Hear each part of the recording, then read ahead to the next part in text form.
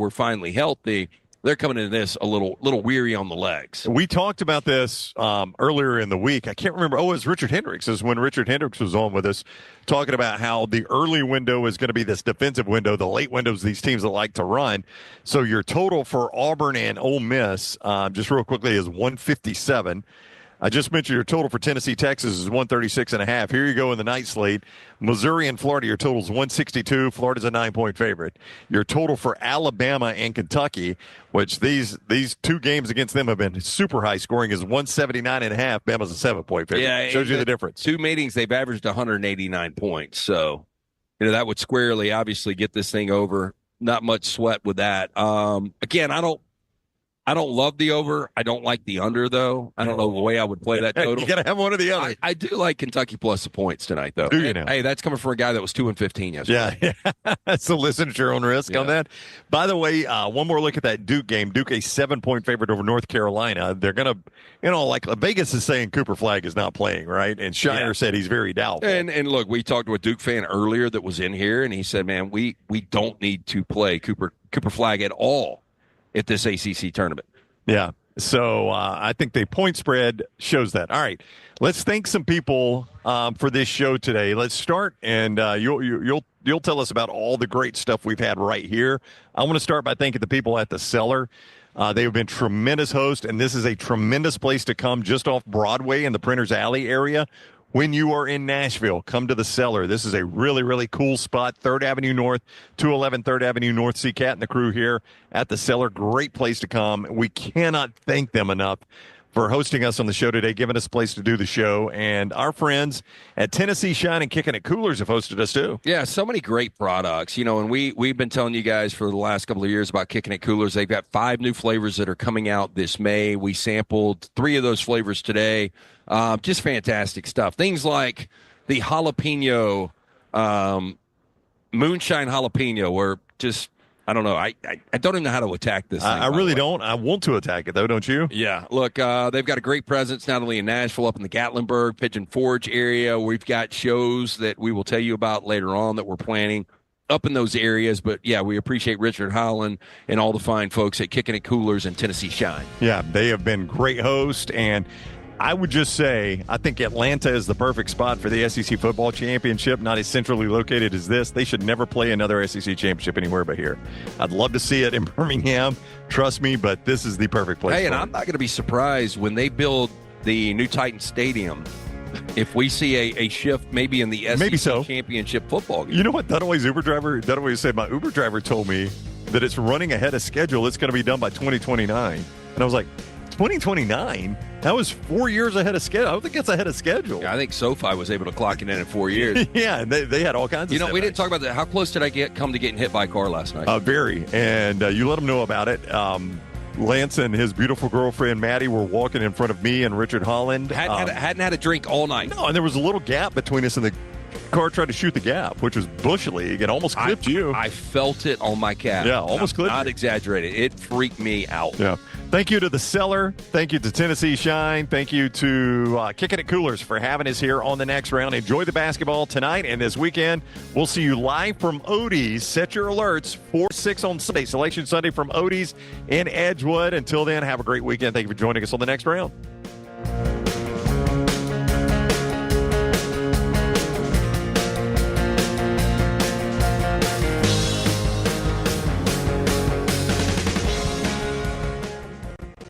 No matter the occasion, the Next Round store has you covered with whatever you need. Head over to nextround.store and start filling your cart up now. When you wear your gear, make sure to let us know by posting on socials, and you might just end up seeing yourself during a commercial break. Go browse now at nextround.store and place your order before the break ends. Take the Next Round anywhere you go with official Next Round gear. Buy yours today at nextround.store. Follow Dunaway on Twitter and Instagram at Jim Dunaway. Jim Dunaway, Lance Taylor, Ryan Brown. Live from the Birmingham Racecourse Casino Studios, the Next Round, presented by Bud Light, is on now. We've got a bracket. We've got high expectations in our state of what could come in March. We've got injuries to be worried about. And we've got a guy who's in charge of the selection committee that by chance happened to put his crappy basketball team into the NCAA tournament as well.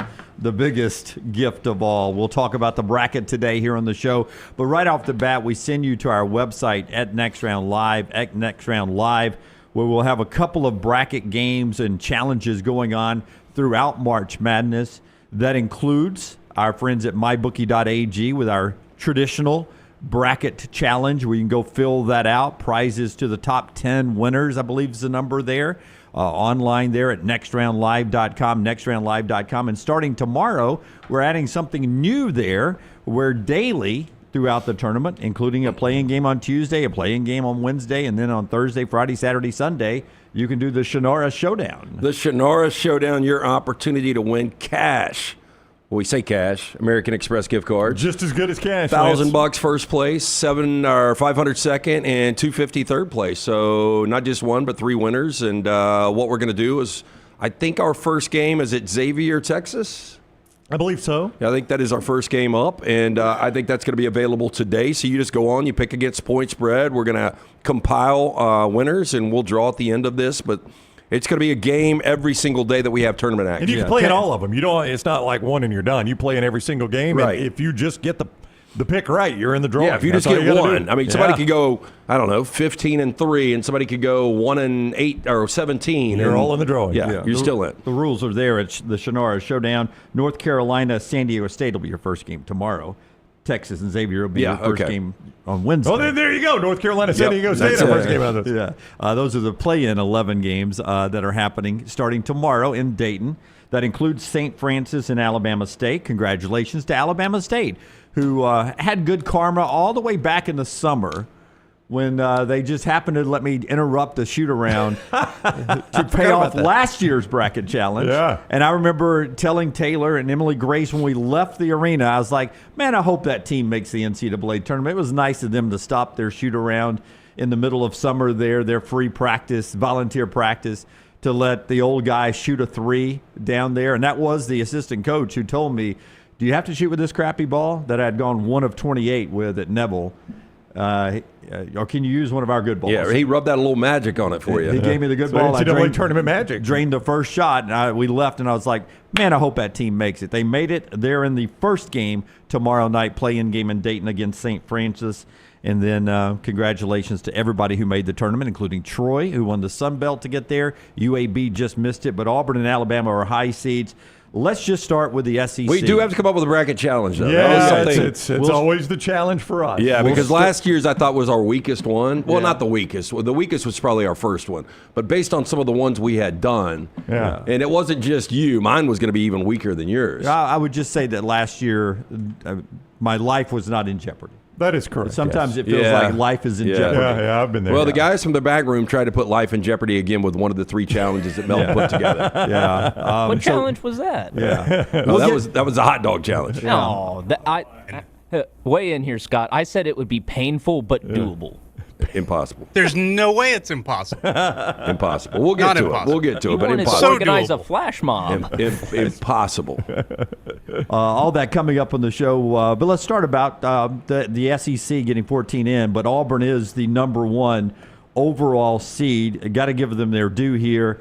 They lost 3 of 4, but this seemed like an easy decision, Lance, for Auburn to be the number 1 overall seed in this tournament, in my opinion anyway. Yeah, I don't know. I mean, I thought going into yesterday, I thought Duke might slide in front just based on the fact that there is something about head-to-head. We know the ACC historically was awful this year. SEC, historically the best conference we've seen in the history of college basketball. But when you lose 3 of 4 to end the season, Duke, without the best player in college basketball, wins the ACC tournament. I thought with 2 less losses, there was a chance Duke might be the number 1 overall. It wouldn't have mattered anyway because Duke wanted to go to Newark.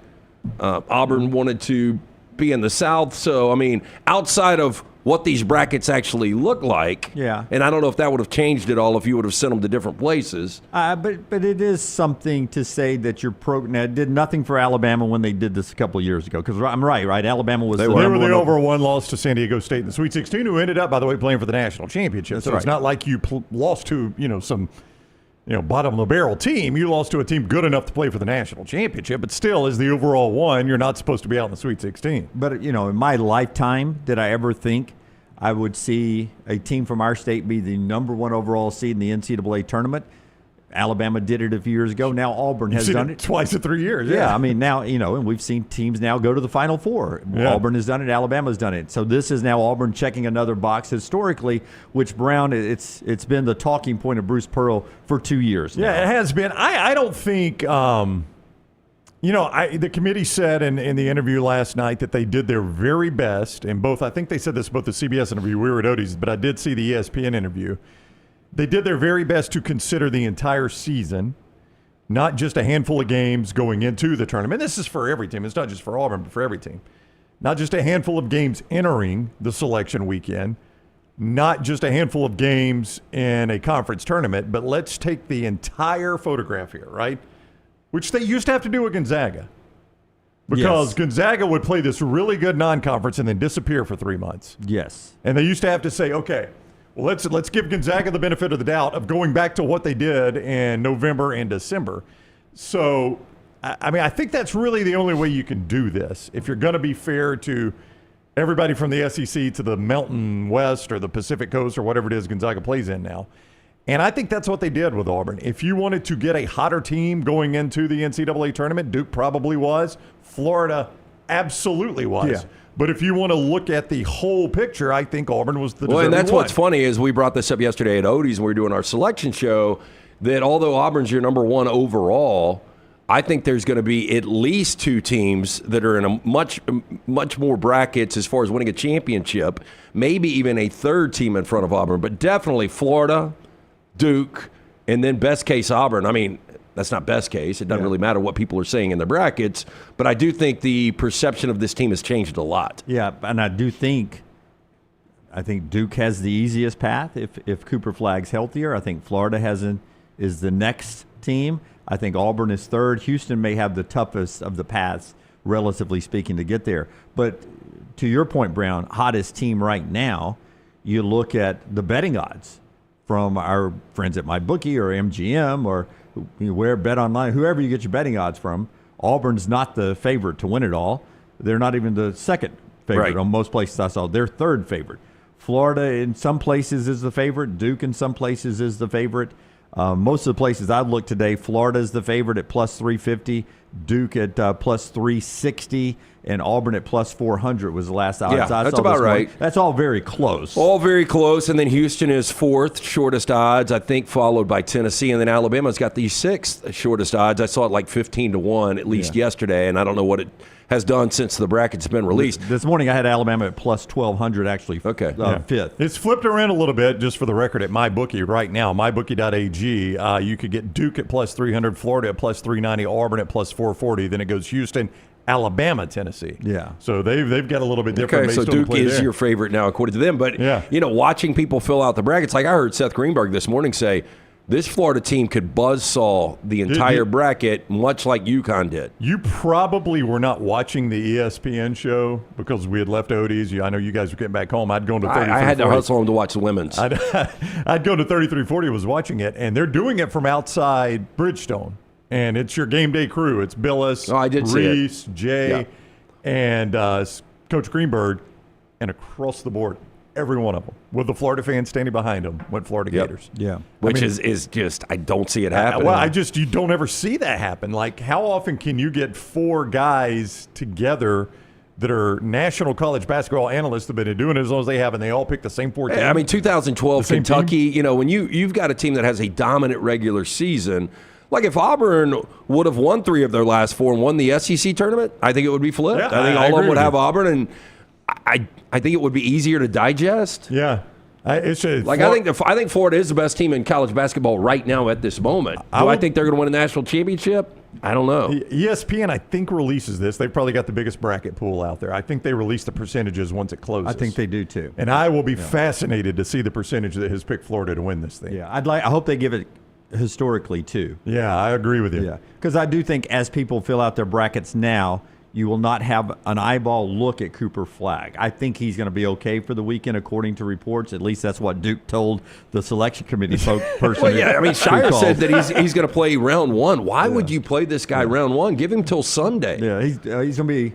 The goal is to have him available for round one on Friday. You're saying that was Duke positioning themselves for the best seating possible. Yeah, they didn't want him to say, "Hey, Cooper, man, can't even walk today." That's right. Ooh, let's move them down. But I'll give you an example of people who are buying Florida. I'm one of them. I cannot tell you the number of these I got from Auburn fans because of what happened last year, but Chris was one. Listened to the round table from day one.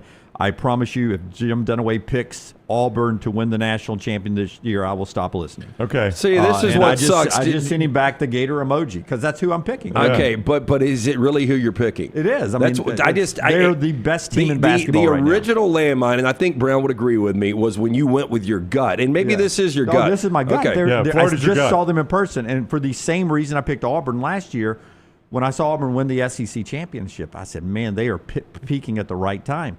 This Florida team looks better to me winning the SEC championship than Auburn did last year. Well, they're so big and mobile down low. They're so deep there. They don't have just one or two bigs. They got three now. They got other good defensive specialists off the bench, and their guards are the best. And I told this to Taylor. All due respect to Cooper Flagg and Janai Broome, if Walter Clayton Jr. had played like this all season long, or just if it had not become a Broome and Flagg debate early on, if I had to pick right now anybody on the board who I would take first, if we were picking all of college basketball on the playground right now, I would take the guard from Florida first before I would take Broome or Flagg. I would take Flagg first, but I don't have a problem with that. I don't know if you know this. He has a bad ankle. Yeah. Well, we'll see how bad the ankle is. Available in round one. Yeah. I do think Clayton is the best guard right now in college basketball, which says a lot. Best looking shot in basketball right now. Yeah, is that kid. when he releases it, you think it's going in every time. Yeah. He's one of those. I would say this about Florida, though, and how good historically they are at this moment. If you believe that this SEC was the best league we've ever seen, which some people are saying this year, we got to the SEC tournament, and there were not really a ton of upsets, if many at all. Most of the favorites, the teams you thought were the best teams, won. Therefore, you ended up with the Final Four of the obvious four best teams in the SEC. Yeah. To which Jay Billis said Saturday morning during that first game, the Auburn-Tennessee game, we would be lucky to get a Final Four this good in San Antonio. I mean, that's Jay Billis saying we'd be lucky to get a Final Four this good in San Antonio. Well, and if you believe all that, Florida walked through that tournament. I mean, walked through it. They barely broke a sweat in that tournament. Yeah, and we got an amazing video for you in a second, I think. But Matt says on Twitter, he sent this to us yesterday from our show at Odie's. Thank you to the fine folks at Odie's there. It's weird, but the SEC with 14 bids is by far the deepest conference ever. He says, but ironically, they also seem top-heavy. It's those four teams, and then it seems to be a gap before you get to the others. Yeah, because, we talked about this a little bit on the show yesterday from Odie's again, that outside of those top four that we've talked about, Florida, Auburn, Alabama, and Tennessee, for a couple of weeks, everybody we had on, who was the one team outside of those four that could make a deep run? Everybody was like Missouri. I don't know who people say now in the SEC. Well, deep run? Yeah, it doesn't seem like there's a team that really could make a deep If you run. take those top four out. Yeah, that's what I'm saying, yeah. If you believe Auburn is going to face Texas A&M and it is a real Texas A&M problem for Auburn, you could make that case. Now, the two things have to happen. One, A&M's got to get to Auburn. And two, it's got to be a real matchup issue that Auburn has, which it appears to be, but does that carry over to the NCAA tournament? I don't know. Doesn't that feel like that just would be a butt whipping this time? I would feel like Auburn would but I mean, because it'll be so talked about that, they've beaten them 3 of the last 4. They beat them, but we all know Auburn was doing that hangover thing after winning the championship. It just feels like and I'm with you. I'm not sure Texas A&M even gets out to see Auburn. Nope. That's what that depends on. And then you could get that Kentucky-Tennessee matchup in the Elite Eight. Is that an Elite Eight matchup or Sweet 16? I got a whole list of early possible matchups. Yeah. So I'm just saying, if you're looking for one of those other teams, I mean, it's probably the one we're not talking about. That's the way this NCAA tournament works. It's probably Arkansas or Mississippi State or somebody we're not even going to spend a ton of time discussing. No, in round 2, we could get we're eliminating SEC teams easily in round 2 because the potential is there. Florida of Oklahoma, Alabama Vandy, and Kentucky Tennessee can meet in round 2. Is it round 2? Yeah, I think I'm right about that. That's impossible. Kentucky's the 3, Tennessee's the 2. Okay. Yeah, that can't happen in So round 2. Sweet 16. Yeah. Right? Yeah. Sweet 16 for that one. So round 2, Florida, Oklahoma, Alabama, Vandy. Yeah. Yeah. You'll start. There's no other way around it when you get We're 14 going to in. get some SEC on SEC in They're this. going to have to start picking them off pretty quick. Yeah. I mean, what kind of odds could you get if you don't have an SEC versus SEC? all the way through Yeah. this? It would be amazing odds because I would take at some point it'll be an SEC versus SEC. It's got to game. be. I'd be stunned. Yeah, if it's not, probably it would be a big storyline that the SEC has underachieved. Oh, I would say so if they don't ever play one another. Yeah. Okay, we're going to get to some sound here and talk more about the tournament. First, though, the show being brought to you by our friends at MyBookie, mybookie.ag. We'll get to some betting lines a little bit later on, but again, the bracket challenge up for you at nextroundlive.com. MyBookie bringing you part of that, Brownie. Yeah, code next round. You can sign on right now at mybookie.ag, and when you do that, you can get that great sign-on bonus, 50% sign-on bonus, up to $1,000 at mybookie.ag when you use code next round. That is code next round. We're also going to give you a casino chip, $10 casino chip to play with in the casino right there at mybookie.ag. That is when you use code next round to sign on. It all starts Tuesday night with Alabama State a 3.5-point favorite over St. Francis, and North Carolina, the Tar Heels, a 3.5-point favorite over San Diego State. All the belly aching about Carolina getting in there, the actual favorite to beat San Diego State. So all that right there at mybookie.ag. Code next round when you sign on to play anything, anytime, anywhere with mybookie.ag. And our friends at Hemphill, they bring you lanceslock.com. For those that are new to the show, how do you get to lanceslock.com before you tell us about Hemphill? Yeah, very simple. Go to lanceslock.com. We have got a March Madness special, which will start tomorrow. $75 gets you. He gets choked up all the time this time of year. Tournament time. It is such a fun time of year. It's going to get you the full 3 weeks of March Madness, starting with the play-in game. $75 will get you everything. There's free play up every day. Jump on board and win with us. Outside of that tremendous hiccup we had last Thursday, pretty good week. I know it's hard to say after a 2-15. That is a tremendous We did hiccup. bounce back Friday with an 8-2, but jump on board, win with us. Tried and proven, proven and tried, I should say. We will win at lanceslock.com. Again, $75 March Madness special. Always brought to you by our friends at Hemphill Services. Trust the name. Birmingham has trusted since 1954 for all of your plumbing, heating, and cooling issues. Any of these arise in your home or business, they are ready to serve you. 205-229-2090. That's 205-229-2090 or hemphillservices.com. Before we move past the SEC tournament, Taylor and I got to see him. He walked past us in the hallway. But 7'9" Florida center. He doesn't play yet. He's a freshman. Olivier Rioux, is that close, Brown? I believe it, right? Olivier Rioux. Yeah. He's 7'9". 7'9"? He is 7'9", and LT, imagine. Wait, 7'9" would be the tallest person in the world. At one point, he was may be. Guinness Book World Record tallest teenager in the world. I'll Okay. give you more on him in a second. But imagine your team wins a championship, and you've got that ladder sponsorship, but you're cutting down the nets, and you don't need the dang ladder. It happened at the SEC tournament. That's incredible. Oh, I believe it. Look at that, 7'9", and No ladder. I got No my ladder. I got my thread. You know, this was one of those weekends when we were in Nashville, and you'll go in a crowded bathroom, and sometimes you'll have that urinal that is like almost touching the ground. Yep, Yes. Yep. He couldn't use that. I don't know what he does. yeah. 7'9". So did you get to stand next to him? Well, I was here. Taylor was there, and then the rope and Florida's walking out. We're waiting to go into the locker room for either Auburn or Alabama postgame. I believe that would be Auburn because Florida was about to play, I believe. And he's coming by, and I see his head above the partition, which is blocking the Florida. I see him coming. You can't see another player. So it's like a wall, and I see his head bounce. It's like a 7-foot wall, and you see the head just walking down through there. And I'm like, oh, here comes the big tall guy, Taylor. And we both look, and we do this. We were like, That's crazy. 7'9". You can't and even. literally, Yes. I mean, that's 'cause a carny, I'm is what just it under is. 6 feet. Yeah. And I can't imagine how Taylor had to look up because I literally had to look like this as he walked by. And we'd seen him at Auburn and at Alabama during warm-ups. He dunks without a jump. He can stuff it in there without a jump. It's just weird. He stretches He can stretch on the rim just by holding the rim. Just a I mean, that's incredible just watching that. Dude just so I casually. know Ringling Brothers doesn't have elephants anymore. You don't need them. Like, that would be more interesting to me if you just had that 7'9" dude traveling around doing things. Just so casually walks up and just clips the net. Now, he doesn't play, so he's a work in progress. He was 6'1" at 8 years old, 6'11" in the 6th grade. And when he made the 7th grade basketball team, he was 7 feet. 8 years old? 8 years, he was 6'1".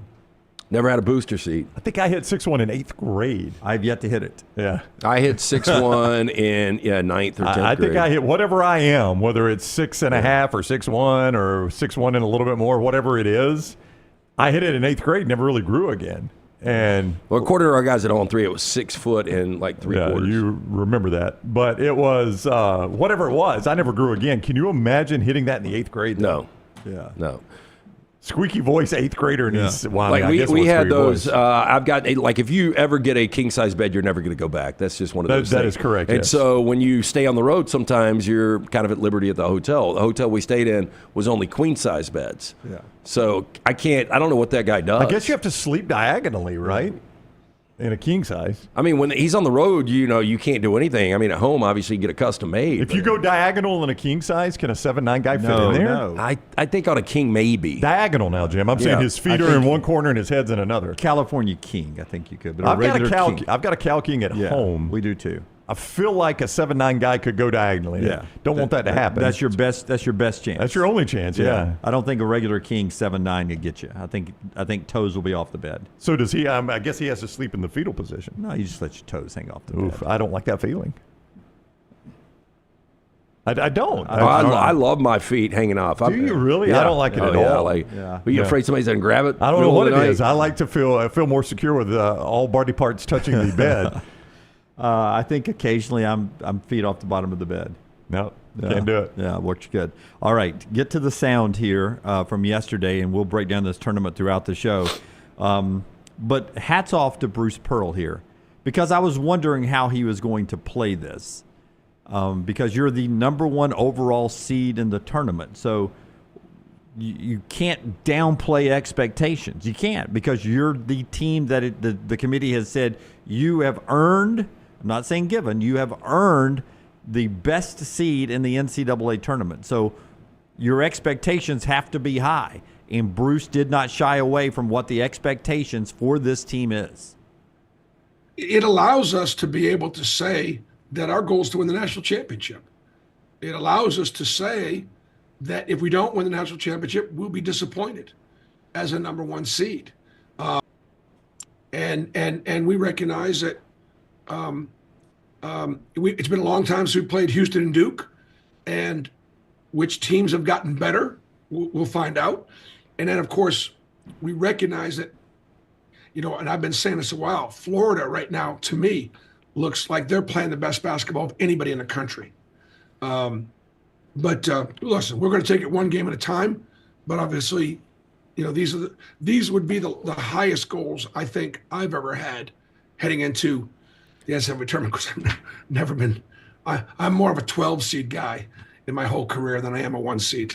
Yeah. So there's Bruce. I mean, and you can't shy away from those expectations, but sometimes coaches don't talk about those kind of expectations. I think he is using this also to lift up his team, who's lost 3 or 4, to say, listen, guys, I still believe in you. I think he even said it during a timeout one time up at the SEC tournament. I still believe in you guys. I still believe that you can be everything we thought you could be. Well, I think losing in the first round last year to Yale really magnifies this. And you go back 2018 when we saw the first ever 16-over-1 when the Retrievers of UMBC beat Virginia. I still can't get over that game. I really can't, especially the way it played out. Yeah, they ran them off. It was a beatdown. Beat them 74-54. But the next year, Tony Bennett had all of this pressure coming back as a 1 seed. And what did they do? They won the national championship. To me, winning, you don't have to win the national championship. I know Auburn fans want this. You don't have to win the national championship. You at least got to get to a Final Four to not have a major disappointment. Would you guys agree with that? Yeah. I think anything short of a Final Four, you're like, damn, what happened to this team? When you're the overall 1 seed, if you don't make the Final Four, it has been disappointing. And really, if you're any 1 seed, but especially if you're the overall 1. But it does feel weird. Like you start just talking to even people around here, even Auburn fans, they're not as confident going into this game as they have been into this tournament as they have been in some tournaments in the past, even when they weren't a 1 seed. They just don't. They're, I guess, pensive about the way this team has played of late. And then you start watching all the national predictions. There's way more talk about Duke and Florida than the overall number 1 Auburn. It feels like Auburn is the overall 1 seed, and there are a lot of people that are they're having to talk themselves into believing in Auburn, and they're the overall number 1. And again, that's meaningless. It doesn't matter how many people pick you and you're in the bracket or whatever. But it is kind of a weird feeling with them as this overall 1. It's not what I thought it would feel like all season long. No, and because they were handling by far the toughest schedule Auburn has ever had, and they were winning all these quad 1 games, a record for Q1 wins, all these things throughout the year. And at times they were doing it with such ease, and then they lose 3 or 4. And you get questions like this when you get bounced from the semifinals of the SEC tournament. This is back on Saturday now. So that was Sunday, Bruce, after finding out they were the number 1 overall. This is Saturday, Bruce, after losing out of the SEC tournament, and now they've lost 3 or 4. And this is a natural question that Bruce uses an opportunity to get on a soapbox. Is this kind of a flush it, move forward? Is there panic at all? What do you look at with this? Man, I'm really glad you asked me that question. We lost to Alabama, Tennessee, and at Texas A&M. Yeah, we're panicked. That's a real softball. We lost to some great teams. We lost the buzzer against Alabama. We had possessions here, so yeah, we're panicked. I can hardly wait till next weekend and start playing again. Just get me here. Let's get to Sunday. Let's find out where we're going. Let's find out who we're playing, and let's get back to work. I'm looking forward, not back. Yeah. He should have said, let me rephrase, I don't want to throw the softball. Your history in the NCAA tournament has not been good. So are you panicked based on the fact that you lost last year to Yale and now you've lost 3 or 4? Better question? It's probably still going to get the same answer. I just don't think if you use the word panic in the question to Bruce Pearl, I think he was going to react that way. Yeah. No. But you asked the question, do you flush it, which is obviously what you're going to do. Yeah. Or are you panicked? You give you 2 extremes, and you're setting up to say you're going to flush it, just from the reporter side of it all, because we knew he was going to flush it. Nobody coaches and is going to hang on a loss. You're going to flush it and you move on. But what he was saying there, I think if you know the talent you have, which he does and Auburn fans do, the opportunity now where you can't lose another game to use everything as motivation. There is no reason why, man, everyone's saying we're panicked, man. We've lost 3 or 4. Everyone's writing us off. That is almost a better situation. Follow me here. Okay. And I know they don't believe in good losses and all that, but it is almost a better situation to have a team that is so good to be the number 1 overall seed, to where I can motivate you, like Kirby Smart somehow does all the time with a good Georgia team, where I can motivate you and you can be pissed off at the world for doubting us, but you know the talent you got.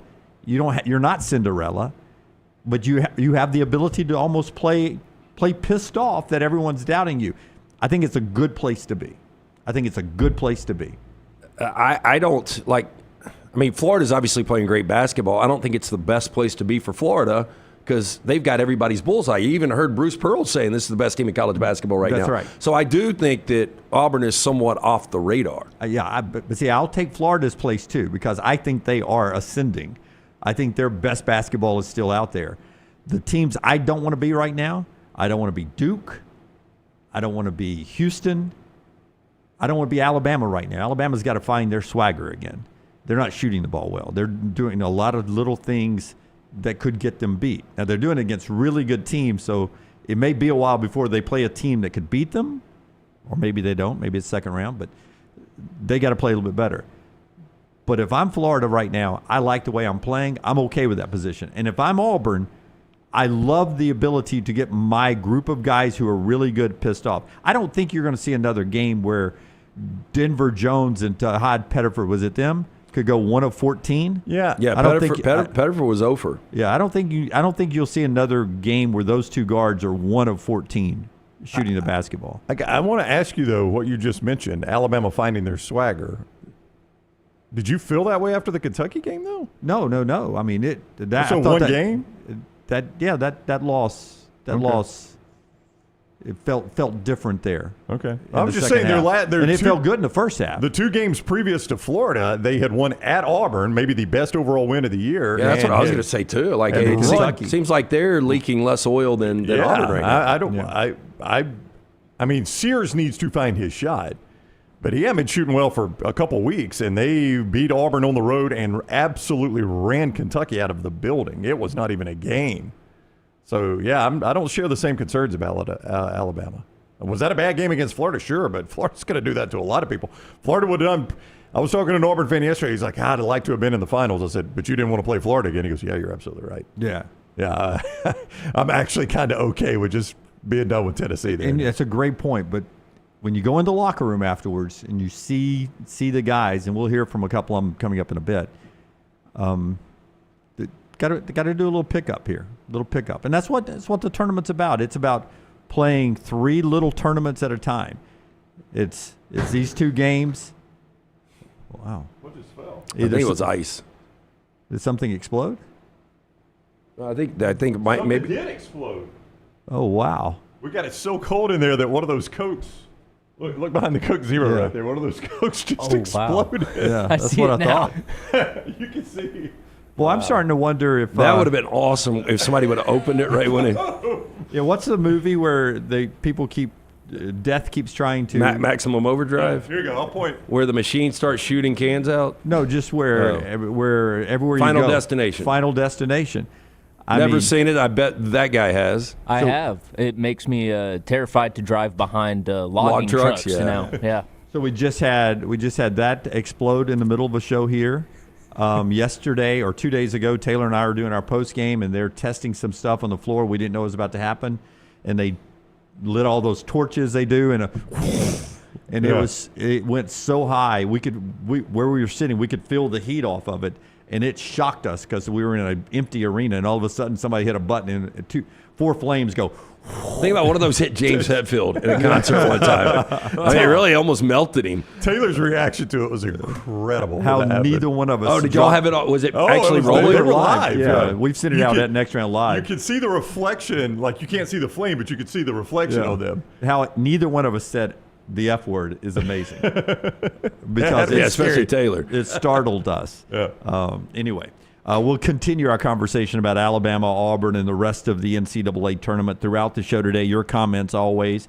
The show being brought to you by a couple of great sponsors. One of them, our buddy, Dr. B. He's got LT's hair and Brown's hair in the work in progress category, but looking fantastic. Yeah, hey, look, thing is, man, you get older, things start to fall apart, things start to fall out. One of those things, your hair, whether it's your 20s, 30s, 40s, or 50s, be preemptive. Once it starts to thin out, make sure you can maintain and grow some of that back. Go see Dr. Beckenstein, best in the business. I do that non-invasive treatment 3 times a week, 30 minutes each time on the couch. That is it. My hair has more than doubled in thickness. T3hair.net for more information. 205-319-0316. T3 has that new test. So easy, painless, affordable. Takes 4 seconds to perform. It's going to show which medicines and compounds will specifically work for your hair loss. There are over 10 categories of agents that they use, knowing they will work for you. They will custom compound these agents for you in pill or topical form. You pick and choose which agents you want. Men and women ordering Hims, other products online, don't even know if they work. Stop wasting your money, critical time while you're losing hair on treatments that aren't working for you. Come see Dr. B and that great staff. Find out what will work for you. 205-319-0316 or T3hair.net. And our friends at Way to Wellness, your journey to healthy living, aplanforme.com, aplanforme.com. I mean, I can go on a road trip to the SEC tournament and keep my weight right where I want to thanks to aplanforme.com. No contracts, no sign-up fees, and the first consultation is absolutely free. Go check Leslie and her board-certified team out at Way to Wellness, your journey to healthy living there. Meal replacements, they've got the protein bars that sort of keep you from snacking and tie you over till you eat a great lunch or dinner. And they've got injection therapy, everything you need for your weight loss and to stay healthy at Way to Wellness, aplanforme.com. Everything Next Round is on demand now in the podcast section at nextroundlive.com. I'm attorney Alexander Shinar, Alabama born, Alabama raised, and ready to fight for your rights. I have one of the largest firms in Alabama, and we are here to help you get the compensation you deserve. Call me, Alabama, 323-1000. No representation is made that the quality of legal services being performed is greater than those of other lawyers. Stop by the New York Butcher Shop and pick up the finest in certified Angus prime beef steaks and burgers, premium pork chops, ribs, and all-natural chicken cut to order just for you. Their chef-prepared entrees and side dishes are the perfect dinner-to-go choice for your family and are ready to heat at home. With a great selection of fine wines and desserts, the New York Butcher Shop is your one-stop dinner shop. 2 locations to serve you, Cahaba Heights and on Highway 119 in Greystone. The New York Butcher Shop. Rare quality, well-done service. When the clock hits 0, go to all Next Round video platforms for instant reactions for the latest Auburn and Alabama basketball games. Follow, like, subscribe, and set those alerts. The madness starts now, so be a part of it at Next Round Live on all social platforms. Hang out with the Next Round on the go. Whether you're driving to work, running errands, sitting on the beach, or you just need a break from the real world, we can keep you company. Check out the Next Round, Mystery Fifth Hour, and our other shows on your favorite podcast app. We'll meet you there. Start your day online with our website, nextroundlive.com, for the latest videos, podcasts, and college football stories. It's also a great way to stream the show or shop in the Next Round store. Stay connected by visiting nextroundlive.com. It's bow time. Tired of choosing between sweet and savory? Why not have both? Introducing Bojangles' new chicken and bowberry waffles. The bold Cajun chicken filet you love, now drizzled with a bowberry honey glaze and sandwiched between 2 warm waffles. Which means your favorite meal of the day just met your new favorite dish. And lucky for you, it's served all day. But it's only here for a limited time, so try chicken and bowberry waffles at Bojangles today. It's bow time.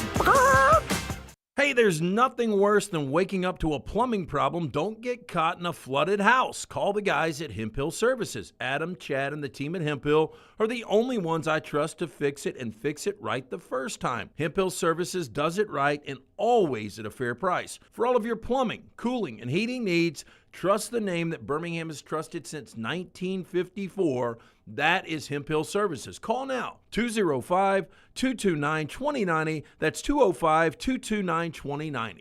Celebrate the best time of year, tournament time, with MyBookie.ag. Sign up right now with code NEXTROUND and receive a 50% deposit bonus up to $1,000, plus a $10 casino chip. Tournament time is here, so enjoy it even more by playing along at MyBookie.ag. Bet anything, anytime, anywhere with MyBookie.ag. Use code NEXTROUND on your initial deposit for a 50% deposit bonus up to $1,000, plus a $10 casino chip. Don't get caught by the buzzer. Sign up now at MyBookie.ag, code NEXTROUND. Hey friends, if you're looking to expand your business and inform the Next Round audience about your exciting brand, contact us at sales@nextroundlive.com to be part of the team and advertise your product to hundreds of thousands of potential consumers on our ever-expanding platform. Let the Next Round help take your business to the next level. Get more information by emailing us at sales@nextroundlive.com, and one of our team members will work with you to build a plan to take your business to the next level with the Next Round. Twin Peaks is the best in the game. Here, you're in the red zone for every college rivalry and divisional matchup all season long. I mean, where else are the scenic views as good as your view of the game? Only at Twin Peaks, the #1 sports bar. I'm attorney Alexander Shinar, Alabama born, Alabama raised, and ready to fight for your rights. I have one of the largest firms in Alabama, and we are here to help you get the compensation you deserve. Call me, Alabama, 323-1000. No representation is made that the quality of legal services being performed is greater than those of other lawyers.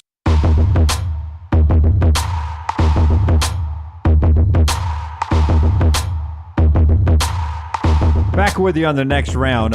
Listen, the storms were horrible all over the South over the weekend, and hopefully, I know there were some deaths throughout the Southeast. Hopefully everyone who is trying to put their property back together, their earthly belongings back together, are getting some help out there. If you happen to have some wind damage in our area to your home, our buddy Greg from Pell City and Storm Restoration Roofing is there to help you out. Good, trustworthy, godly man there, Greg and his wife. They own the company for over 20 years. I'm just telling you, you can trust the guy. and that helps you in times of need. He's got even a builder's license. He can help you with some repairs to your roof or any other parts of the home there that you may have had damage in the storm. Give him a call, 205-542-3531. That's his cell number, 205-542-3531. Look him up on Facebook, Greg from Pell City, A+ rated with a Better Business Bureau. He'll give you a free no-cost roof inspection. He'll help you sort of figure things out with insurance companies. He's really tied in with the insurance providers there. He knows the rules and can help you in the most positive way. It is Greg from Pell City, Storm Restoration Roofing, 205-542-3531. All right, I just want to ask you guys your biggest takeaway from the bracket. Give me one, and you give me one, and we'll talk about that for a second, because I bounced on some of the things that were most interesting to me in the first segment. So you first, LT. Well, I would say the SEC with 14.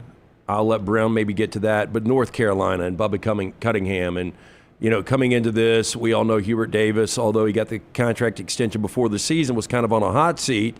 Most people believe this team was out. Everybody talks about their schedule. I think it was the third hardest schedule in college basketball, but you can't schedule your way into a tournament. They were 1-12 in quad one games, and for North Carolina to get into this, it is 100% about brand. It's about power moves behind the scenes.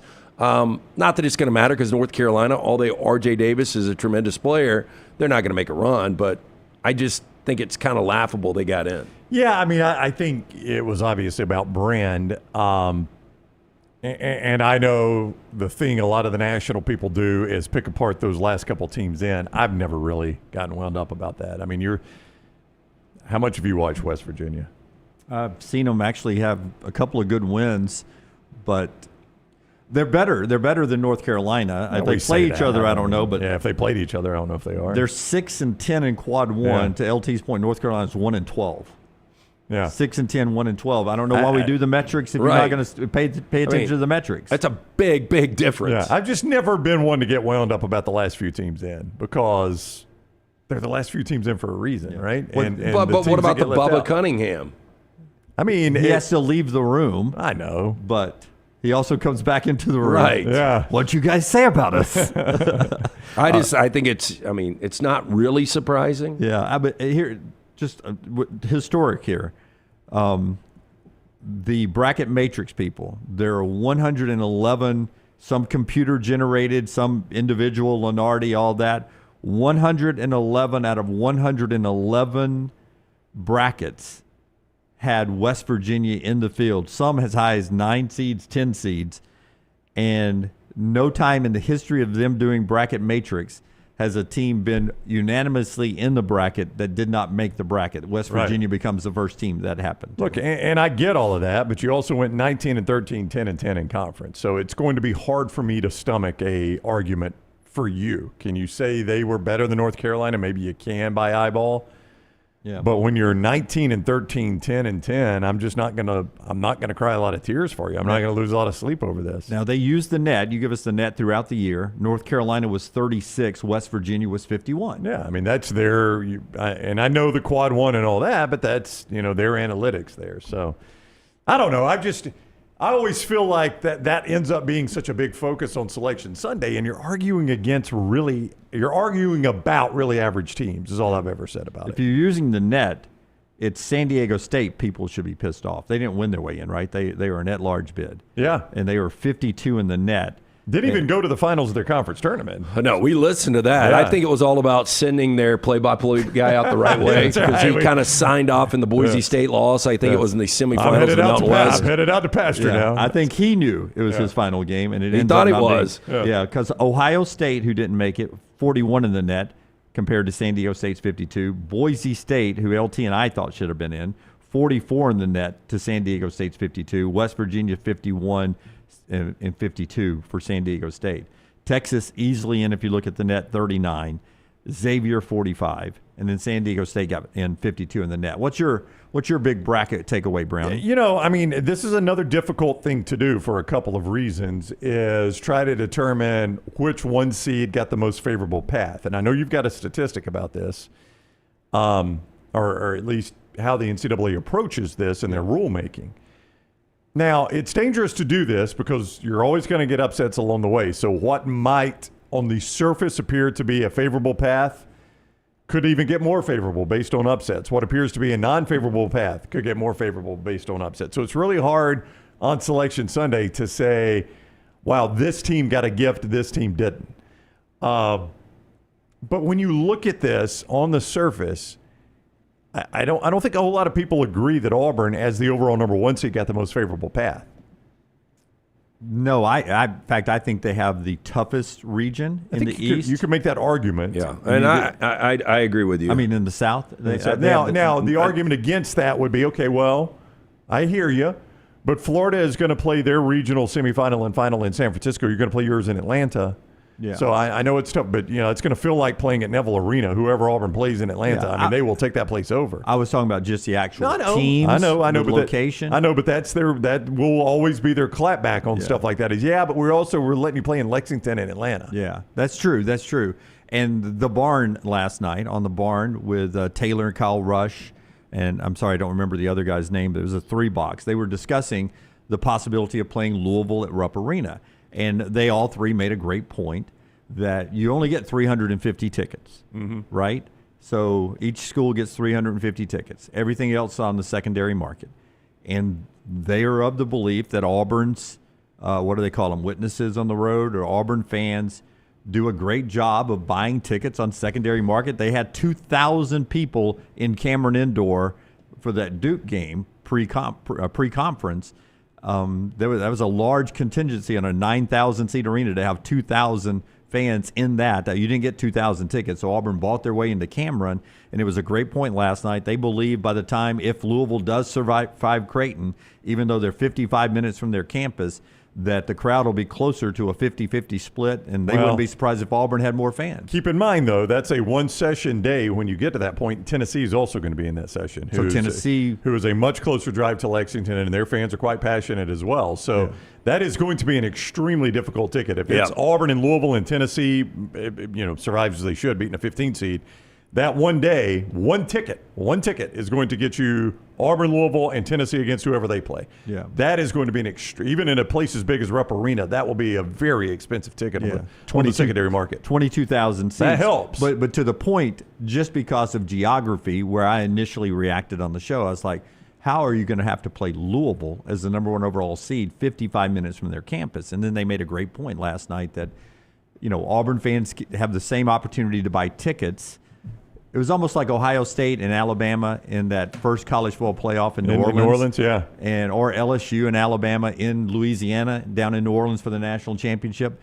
Alabama fans made it 50-50 for that national championship. Ohio State felt like it was 60-40 that night, but 50-50 at least down there. Auburn will hold their own, getting their fans inside Rupp Arena. Probably not even fighting Louisville, fighting Tennessee as much as you do everybody else. But some Auburn fans are going to have the decision to make. Do you wait for Atlanta? Well, that's the thing. Because those tickets are going to be crazy. And San Antonio. It's not going to be cheap to go to the Final Four. And that's where, Jim, you always wonder what is the fans' logic here? What is their mindset? And Lance, it'll be some of them are just going to be like, hey, I'm never going to go to San Antonio. Let's go to Lexington. We'll figure Atlanta out. But if I've got the disposable income and I can do it all, great. But if I've got to pick and choose my battles, like I don't want to be in Lexington if my team was going to lose one of those two games. And Atlanta's a day trip. I don't have to spend the night in Atlanta, so I can go up there and buy a ticket and get out a little bit cheaper. But that's fascinating to me is if Tennessee, Auburn, and Louisville all advance, and they all, Auburn and Tennessee certainly should, that day in Lexington, that's going to be one juiced up atmosphere right there. All right. We'll get to some Alabama sound and talk about the Tide and their role coming up at the top of hour number 2 and jump into what's going on with Alabama. A couple of more bracket things to point out here after we remind you about a couple of our great sponsors. One of them is our friends at Woodhouse Day Spa, LT. Yeah, just a great place to go. Look, Thursday, Friday, you're going to be watching hoop all day long. You want to send the girlfriend or the wife to the best day spa in all of Alabama. That is the Woodhouse Day Spa, located at the Summit Shopping Centers. I was in there just a couple of weeks ago checking out those renovations. It is fantastic. You can walk in, you can buy gift cards right there from Stewart and the great staff. Make sure you tell them the Next Round sent you. You can also order the gift cards 24/7 online at birmingham.woodhousespas.com. You can choose from a menu of over 70 options, including the massages, body treatment, skincare, waxing, nail services. Woodhouse Day Spa, voted America's best day spa since 2009. Again, order that special person gift online 24/7, birmingham.woodhousespas.com, or just get in, see Stewart and the great staff, and tell them the Next Round sent you. A lot of choices to make in bracket time. The easiest choice you'll make today is going with those Bo Bites at lunch with our friends at Bojangles. Heck, you can have them at dinner too. Have them both, lunch and dinner. Just whatever you do. Don't call it a nugget. It's the bite-sized hand-breaded chicken, fried to crispy perfection, perfect for sharing and snacking when you're on the go. The hardest part's going to be choosing from the 6 dipping sauces. A sauce for every kind of craving. The creamy house-made ranch, sweet and spicy peach honey pepper sauce. Just depends on the mood you're in. Head to your nearest Bojangles today. Discover the dippable, shareable, craveable Bo Bites at Bojangles. It's Bo time. We always say the bracket people, they have a sense of humor sometimes. Will Wade and McNeese State, they play Clemson. Both of those coaches are in the mix to be getting new jobs, so they're almost, not official, but almost lame duck coaches. Will Wade, by the way, also a Clemson alum. I didn't know that. I didn't either until this morning. If Brownell takes the Indiana job and you got the choice between Clemson and NC State, you absolutely go NC State even if you're a Clemson alum, right? I don't know. You don't know. I think NC State for sure was the better job at one time, but I mean, Clemson, Brownell has had them in the Elite Eight, now again a 5 seed. Yeah, but the NC State coach that got fired had NC State in the Final Four last year. I think he was on. Which one do you believe in more? Clemson going to the Elite Eight under Brownell, or guy that had one really good player that got hot at just the right time and then he got fired a year later? I mean, I get what you're saying. Yeah. But and I don't think this is going to happen, but one of the CBS guys was Clark Kellogg that picked Clemson in the national championship game.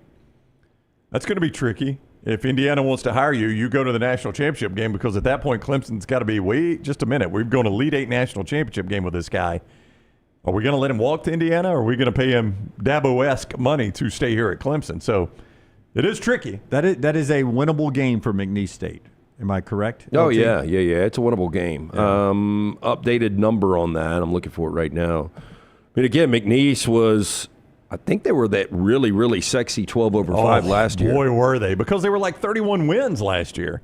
But then when you started digging a little bit deeper, you realize they hadn't played anybody. Clemson's a 7.5-point favorite. I mean, that's a big number. Is that a big number? Yeah. Right. So I was going to say, that's not that bad. Yeah, it's a big number for a 12-5. I mean, you've got a 12 in one of the 12-5s in Colorado State that is favored over Memphis. I wanted to bring that up next. Colorado State's going to be everybody's second Cinderella pick early on, because they're actually favored as a 12 seed. Yeah, I mean, everybody is going to be on Memphis in this game. Favorite 2.5 as a 12 seed. It's not just like it's. Yeah, and it got up to 3.5 yesterday. Did it really? Yeah, so it's been going back and forth. There's strangely a lot of action on that game. Well, so you're saying because I'm getting Memphis 5 seed as an underdog, the entire world's going to say, give me some of that? Oh, yeah, everybody's going to be on Memphis. Is that what you're saying? Yeah, I mean, in Memphis on the surface, now Colorado State is a team that we talked about, Boise, ended up kind of running them off the floor in the Mountain West final.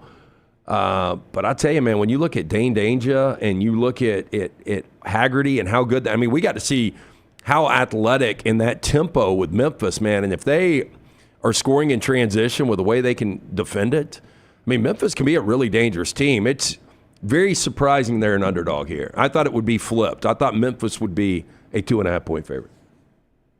I mean, I'm with Lance when I see a 12 seed favorite over 5. Like, I know what you're saying the betting public does in general. I step back and I say, what the crap does Vegas know that I don't know? Yeah, if they're going to make a 12 seed a favorite. You're talking about a 29-win Memphis team against a 25-win Colorado State team. The other thing, when you mentioned the committee having a sense of humor, and that's the lame duck game in round 1 with apparently Will Wade all but already the NC State coach and Brad Brownell, maybe the Indiana coach. Though Indiana, to be fair, their season did not officially end until about 5:30 yesterday when they weren't in the tournament. So I guess, now they can officially do whatever they want to do, but it may be that they're waiting on Brownell.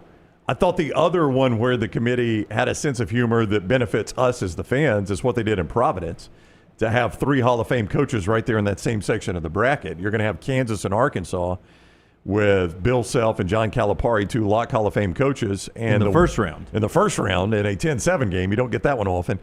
And the winner of that game, in all likelihood, gets St. John's and Rick Pitino, yet another Hall of Fame coach. I mean, it's pretty cool to see those three guys right there in the same part of the bracket. Yeah, and also in that region, you get UConn, who's back-to-back national champions. So you've got 7 national championship winning coaches, or 4 national championship winning coaches that have 7 national championships between them in that region. So that is jam-packed right there. All right.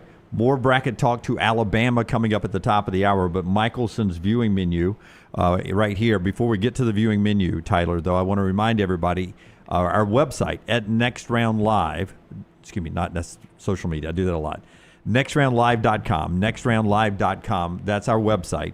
Go there and play both of our bracket games, 2 different ones this year. One of them brought to you by our friends at MyBookie, mybookie.ag. You go there, and it's your traditional bracket. Winner, it's not a $1 million giveaway that nobody ever wins. Actual winners, local winners, not national contests, local winners for you. So some of you will be winners there. MyBookie.ag, traditional bracket game there. And also, starting tomorrow and every day there are tournament games, we're doing the Shannara Showdown, which is a unique game. And again, quickly, if you'll explain it, it's one game you guys will put up every day, and I play that game. If I get it right against the point spread, I'm in the drawing. Yeah, that's all you got to do. And if you get it wrong, hey, look, keep playing, because every one you get right, you're going to be in the drawing. It's much like our Pick 3. It will start tomorrow with San Diego State and North Carolina. We'll have that updated number there. You just fill it out. Put it in, your opportunity to win a gift card for $1,500 and $250 from our man, Alexander Shannara. All right, so all that's there at nextroundlive.com, nextroundlive.com. All right, Michelson viewing menu brought to you by our friends at Michelson. 205-969-8100. That is the number that I called more than 2 decades ago. I had the 2200 vision. I was legally blind without the aid of contacts.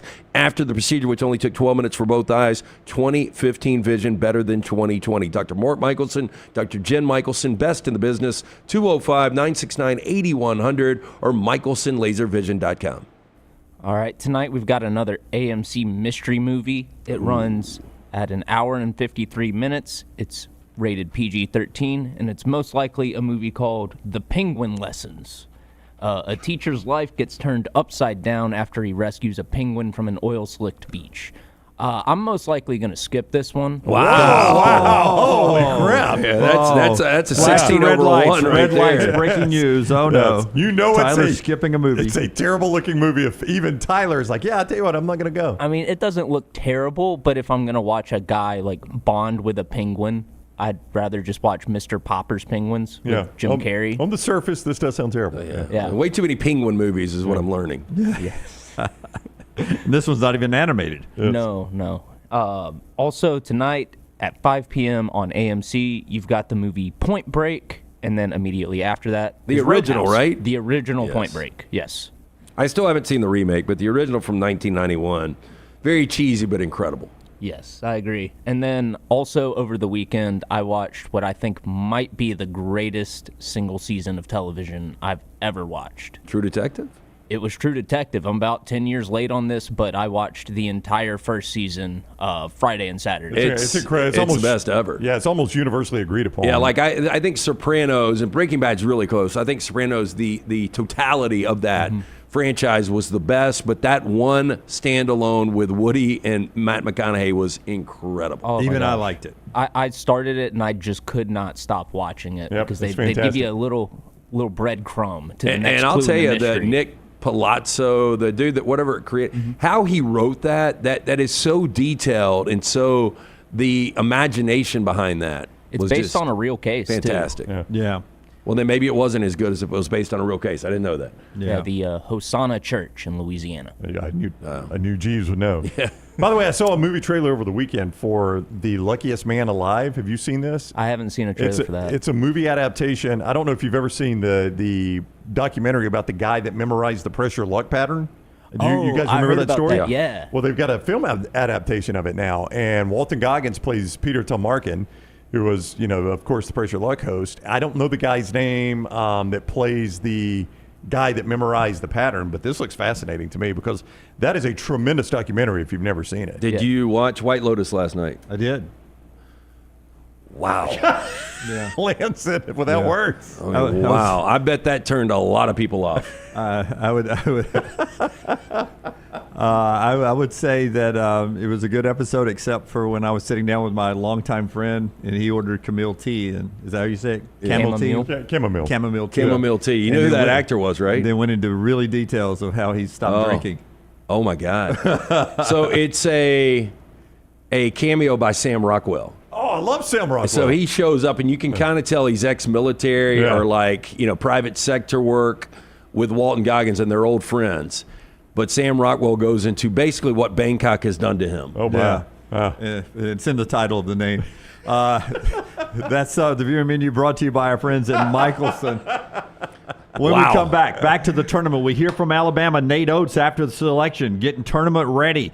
Jaron Stevenson tells me and Taylor something in the locker room after the SEC tournament loss about circling the wagons among the Alabama players. All that coming up in the next segment on the show that's being brought to you today by our friends at Vulcan Tire. Thank you so much for them. They helped us with our coverage up in Nashville. Yeah, it's still really important, and we'll be telling you about Vulcan Tire and Automotive throughout the golf season here, where I saw Rory did win the playoff this morning. He did. But, hey, look, take your your car in before you hit the road. I know next week is spring break, or coming up this Friday for a lot of people. Make sure everything is checked bumper to bumper. Mention the next round. You're going to get the best tire pricing in all of Birmingham, guaranteed. You'll also get 15% off any and all mechanical for your car at Vulcan Tire and Automotive. Again, mention the next round. For more information, VulcanTireandAuto.com.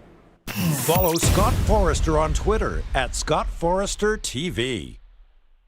I'm attorney Alexander Shinar, Alabama born, Alabama raised, and ready to fight for your rights. I have one of the largest firms in Alabama, and we are here to help you get the compensation you deserve. Call me, Alabama, 323-1000. Your representation is made that the quality of legal services being performed is greater than those of other lawyers. Hey, there's nothing worse than waking up to a plumbing problem. Don't get caught in a flooded house. Call the guys at Hemp Hill Services. Adam, Chad, and the team at Hemp Hill are the only ones I trust to fix it and fix it right the first time. Hemp Hill Services does it right and always at a fair price. For all of your plumbing, cooling, and heating needs, trust the name that Birmingham has trusted since 1954. That is Hemp Hill Services. Call now, 205-229-2090. That's 205-229-2090. If renting is putting a dent in your bank account, here's your sign from the universe that it's time to buy a new home. And who better to help you through the ins and outs of home buying than our friends at Mortgage Right. With Mortgage Right, you don't have to worry about becoming a short-notice mortgage expert because they do all the heavy lifting for you. They're trusted mortgage professionals, and they'll help you choose the right mortgage option and stand by your side every step of the way. Visit mortgageright.com/TNR to buy before renting runs you dry. That's mortgageright.com/TNR. NMLS 2239, Equal Housing Lender.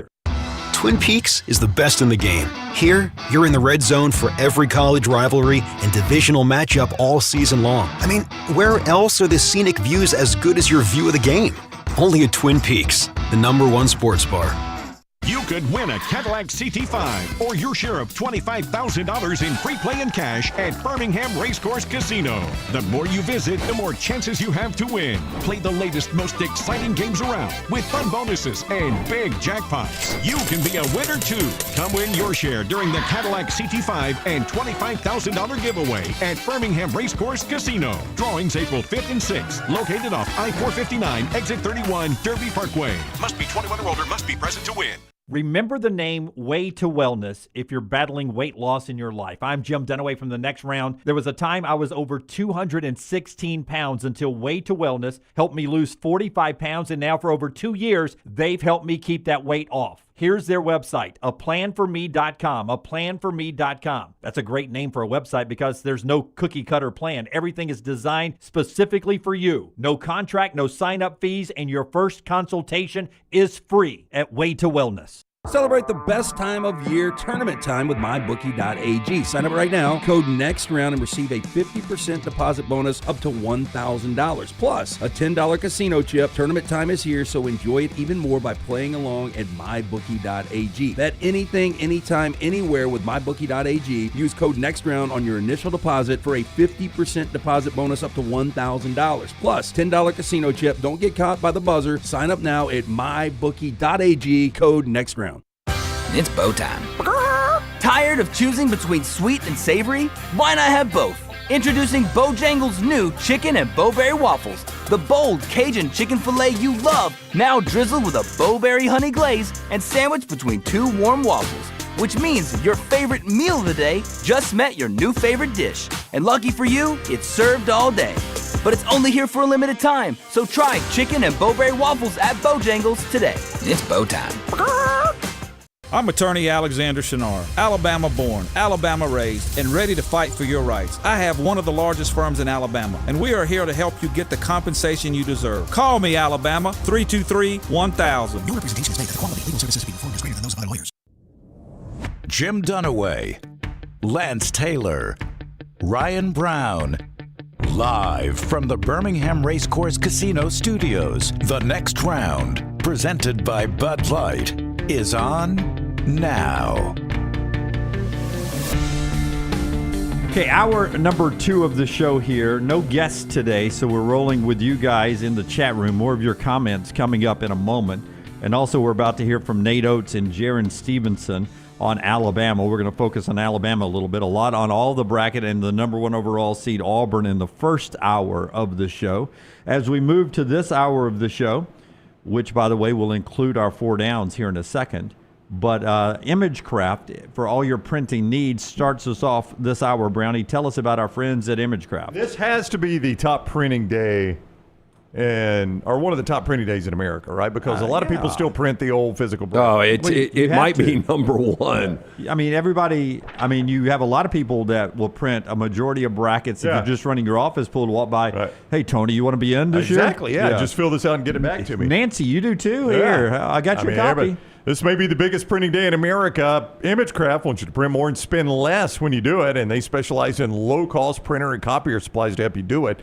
They've been doing this more than 40 years, so they know what they're doing. Major brands, too. They cover them all. HP, Brother, Canon, Dell, Lexmark, Konica, Minolta, Kyocera, Ricoh, Sharp, Xerox.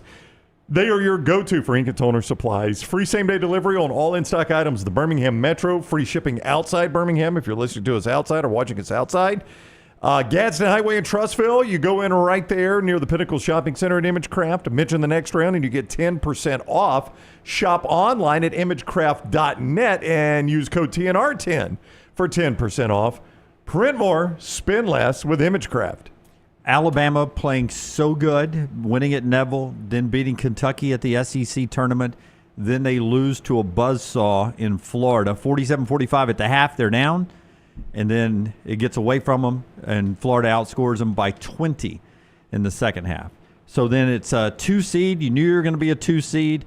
So you wait and you get your draw, and then Nate Oates gives this comment afterwards. And much like Bruce Pearl, Nate Oates not afraid to share his personal expectations of what he has for this roster. Listen to the Bama coach. I'm not just happy to be in the NCAA tournament right now. We need to make a run. Like, getting in the tournament's not good enough. Anything short of a Final Four would be a disappointment, in my opinion. That's what the expectation is. I know we're a 2 seed, so, Elite Eight's supposed to be where it ends. And if we don't play well, play a lot better than we did in the second half yesterday, we won't even make it that far. But, we're more than capable of making it back to a Final Four and winning games in the Final Four. So Final Four, or he's disappointed. Yeah, well, I would agree. I think this team was right there on the borderline of being a 1 seed. If they would have beaten Florida and won the SEC tournament, I think they would have been a 1 seed. With all that said, they're a 2 seed. So, if you just win the games you're supposed to, you get to a regional final. Look, Alabama going to a Final Four last year, this team seems to be better. The problems are defense gave up 85-plus in 12 games, and then Grant Nelson. I know we'll know more today when he sees a knee specialist. But in order to make that Final Four run to San Antonio, you need Grant Nelson. Was he in the locker room after the game when you guys went in post-Florida? He was not. He was not, okay. Yeah. There were a lot of people reacting to the video Alabama released. They were watching the bracket unveil. I was about to bring that up to you. Yeah, they were watching the bracket unveil in the team room there at Coleman Coliseum. He's front and center, front row. And, I don't know. Both look at him right there. Yeah. Does that... No braces, no swelling. No braces, no swelling. Doesn't look like a guy that's particularly in distress. In fact, they even focused on him on the video, which I think might be a little bit telling for you there. Like an actual shot of him edited in. They could have used any player. They used him. Yeah, and it went back to it. It's exactly right. They went back to him near the end of the video. Yeah. Unless they carried him in and set him in the chair. Act happy, Grant. Yeah. I mean, no bandage. No brace. None of that. Again, didn't appear to be like swelling or bruising or anything like that. I mean, I look at that Grant Nelson right there. That does not look like a guy in any sort of particular distress that's like, crap, I'm watching us as a 2 seed and I'm not going to be able to play. So I don't know. I mean, that's probably reading way too much into a social media video, but people were doing that yesterday, and I kind of agree with what they look at. This is a different team. Our buddy Richard Hendricks texted me as soon as the Florida game was over. And he said, you see what I was telling you guys about what Grant Nelson does for the rest of this offense? He goes, look at the first half, look at the second half. Because first half you had Grant Nelson, you're playing right there with Florida. Second half you don't, and your offense is a different offense. Well, he only played 10 minutes. I still think that game would have gotten away from him. No, Richard, let me be abundantly clear. He was not saying they win the game. He even said Florida's the best team in the nation right now. But yes, it is a different offense with Grant Nelson off the floor, no doubt. And that was his point. He was like, you could see two different games with Grant Nelson and without Grant Nelson. I was going through just little facts about all 68 teams, and this was on ESPN, and they only had 6 teams where their ceiling is national championship. Do you think Alabama was one of the 6 or not? Were they using I'm going to go Ken Palm nerdy here, and people hate it sometimes in the chat room when you do this. And this is just tournament ceiling. There is there's the Ken Palm stat that we send out a lot once a week during the season, and Scott's showing you a screenshot of it, where every eventual national champion has finished their season top 25 adjusted defense, top 40 adjusted offense. Alabama right now at Ken Palm is at 32, which, by the way, means you could easily play your way into the top 25. In fact, if they win a national championship, they would have absolutely have done that. They would have to play good enough defense to be a top 25 by the end of the year. But people often ask, but that counts the whole season, right? That counts the tournament. It does count the tournament. I discovered today there is one going into the tournament now. And I think it's 91% of the national champion. So it's not everyone since 2002, but it is 91%. Go in top 25 offense and top 31 defense. Alabama's at 32 right now. So right on the line. Right on the line. They did not reference that. They did reference, how the defense has struggled. But they did not. They said Alabama's ceiling, they believe, was Final Four. But I think with Grant Nelson, completely healthy, I mean, sky's the limit. I like Alabama's draw. I really do. Well, you have to admit, draw looks good. Yep. And this team is in a better place than it was this time last year. 100%. That is a fact. Not even close. And so I asked that of Jaron Stevenson. I said, hey, you guys started to click after the same team eliminated you from Nashville last year, and they did it pretty handily last year too. So sort of deja vu again. Now you just need to click, all right? In the NCAA tournament, here's Jaron Stevenson. Last year, I feel like going into the tournament, our defense got a lot better. That's what really carried us to have a deep run. So, again, we're going to reevaluate with this group. Players are going to get together and reevaluate what we need to do better offensively and defensively, and you go from there. Sounds like a players-only meeting. Is that what you're hinting at? Yeah, I think we need to have that. Regroup from this loss. I mean, we lost to this team 2 times, so just seeing what we got to do better to make a deep run in the tournament is going to be important. Going to circle up as the team there, reevaluate some things, and you hear Nate Oates challenging them for leadership from inside the locker room. Guys say, you can't lose again. No more losses. It's back against the wall time. Again, I like their draw. I like the way this Alabama team is playing. Florida game aside, Florida's going to do that to a lot of people. I like this team way more than I liked it last year, where I was not going to be shocked if they were one and done last year and they end up in the Final Four. Yeah. So I think this Alabama team has a lot going for it going into this tournament right now. And you consider that they are in that position with Sears offensively nowhere close to where he has been. And that's just, y'all don't think that's going to last. Well, that's what I want to ask you. So you say he's nowhere close to where he's been offensively, which is a fact. Yeah. And them as a group, like Fineline had 0 points deep into that game against Florida. And he's been so good in some games offensively. I mean, one of 9. Yeah. So he wasn't good.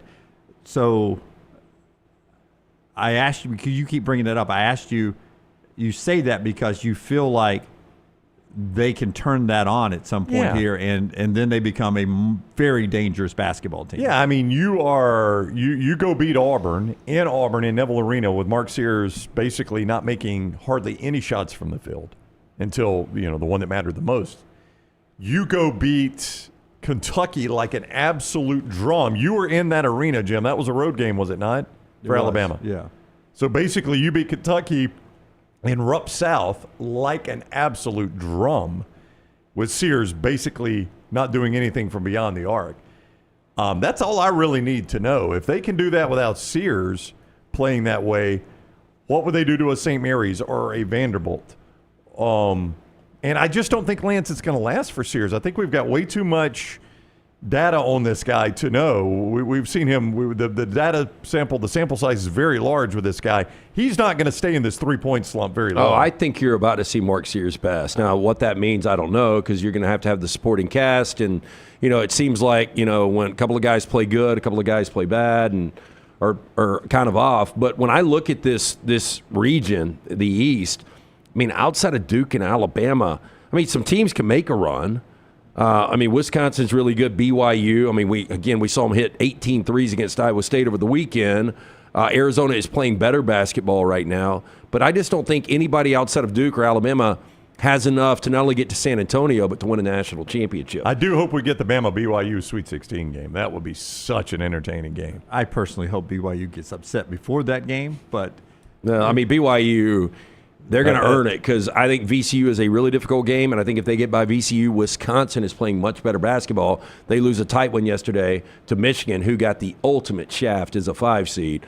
But Wisconsin, VCU, to get just to the opportunity to play Alabama, it's going to be a tough road for BYU. Yeah, but they play Alabama style, LT, and right now they're shooting the ball better than Alabama shooting the ball. They play Alabama style, though, with significantly worse defense, and that's what gives you hope. Yeah. So that game could be an exciting 112, 110 game? Yeah. Oh, gosh, yes. It could be an up and down game. But basically, is BYU not Mark Pope without Mark Pope? Is that They did not change their style. No, they did not. Not at all. And they're doing it with lesser players than Kentucky. And look what Alabama did to Mark Pope 3 times this year. Well, it's been a good matchup. That's why I like that matchup for Alabama. Just to let you know, though, BYU shoots 61% inside of the arc and over 39% behind the arc. Yeah. So they can fill it up. No, I'm not saying they can't shoot, but I'm also saying that 68th ranked defense at KenPom is going to catch up with you against an offense like Alabama's. That's going to be tough. I would like Alabama in a BYU matchup. I hope we get it because I just think it'd be an entertaining game. Okay, 4 downs in a second, but one more soundbite from Nate Oates, cut number 8. He has done this all year. He continues to challenge his team because he knows how good the roster is. Here's Nate Oates after the selection show yesterday talking to the media on the Zoom there. They're going to have to come together. They're going to, this is their team. This is it. At the end of this, those 4 fifth-year seniors I listed off, their last loss will be their last game. So how bad do they want to keep playing together? How bad do they want to keep their college basketball career going? If they want it bad enough, they're going to lead the team the way they need to be led. And if we do that, we're as good as anybody in the country when you put it together for 40 minutes. That's Nate Oates there before they hit the road and come up with that first-round game against Robert Morris. So it should be an interesting trip to Cleveland for Alabama. All right, before 4 downs, we'll tell you our show brought to you by our friends at Urology Centers of Alabama. Urology Centers of Alabama, great location, 16 of them here in Central Alabama to help you stay on top of your health. 205-930-0920 to make an appointment. 205-930-0920. Visit urologycentersalabama.com to find the location near you. Again, prostate health to kidney stones, vasectomies, everything in between. They can help you manage your life as a guy all the way till the 50s and 60s and 70s. Early detection so important. Stay on top of it, urologycentersalabama.com. And our friends at Bojangles, they bring you 4 downs every day. They do. It's going to be a difficult decision at lunch. The decision is going to be which dipping sauce do you choose. The thing that's not difficult is going with the Bo Bites, the hand-breaded chicken. Just don't call them nuggets. They're Bo Bites. Lunch or dinner, it's an easy decision. It's Bojangles, and it's Bo time. First down.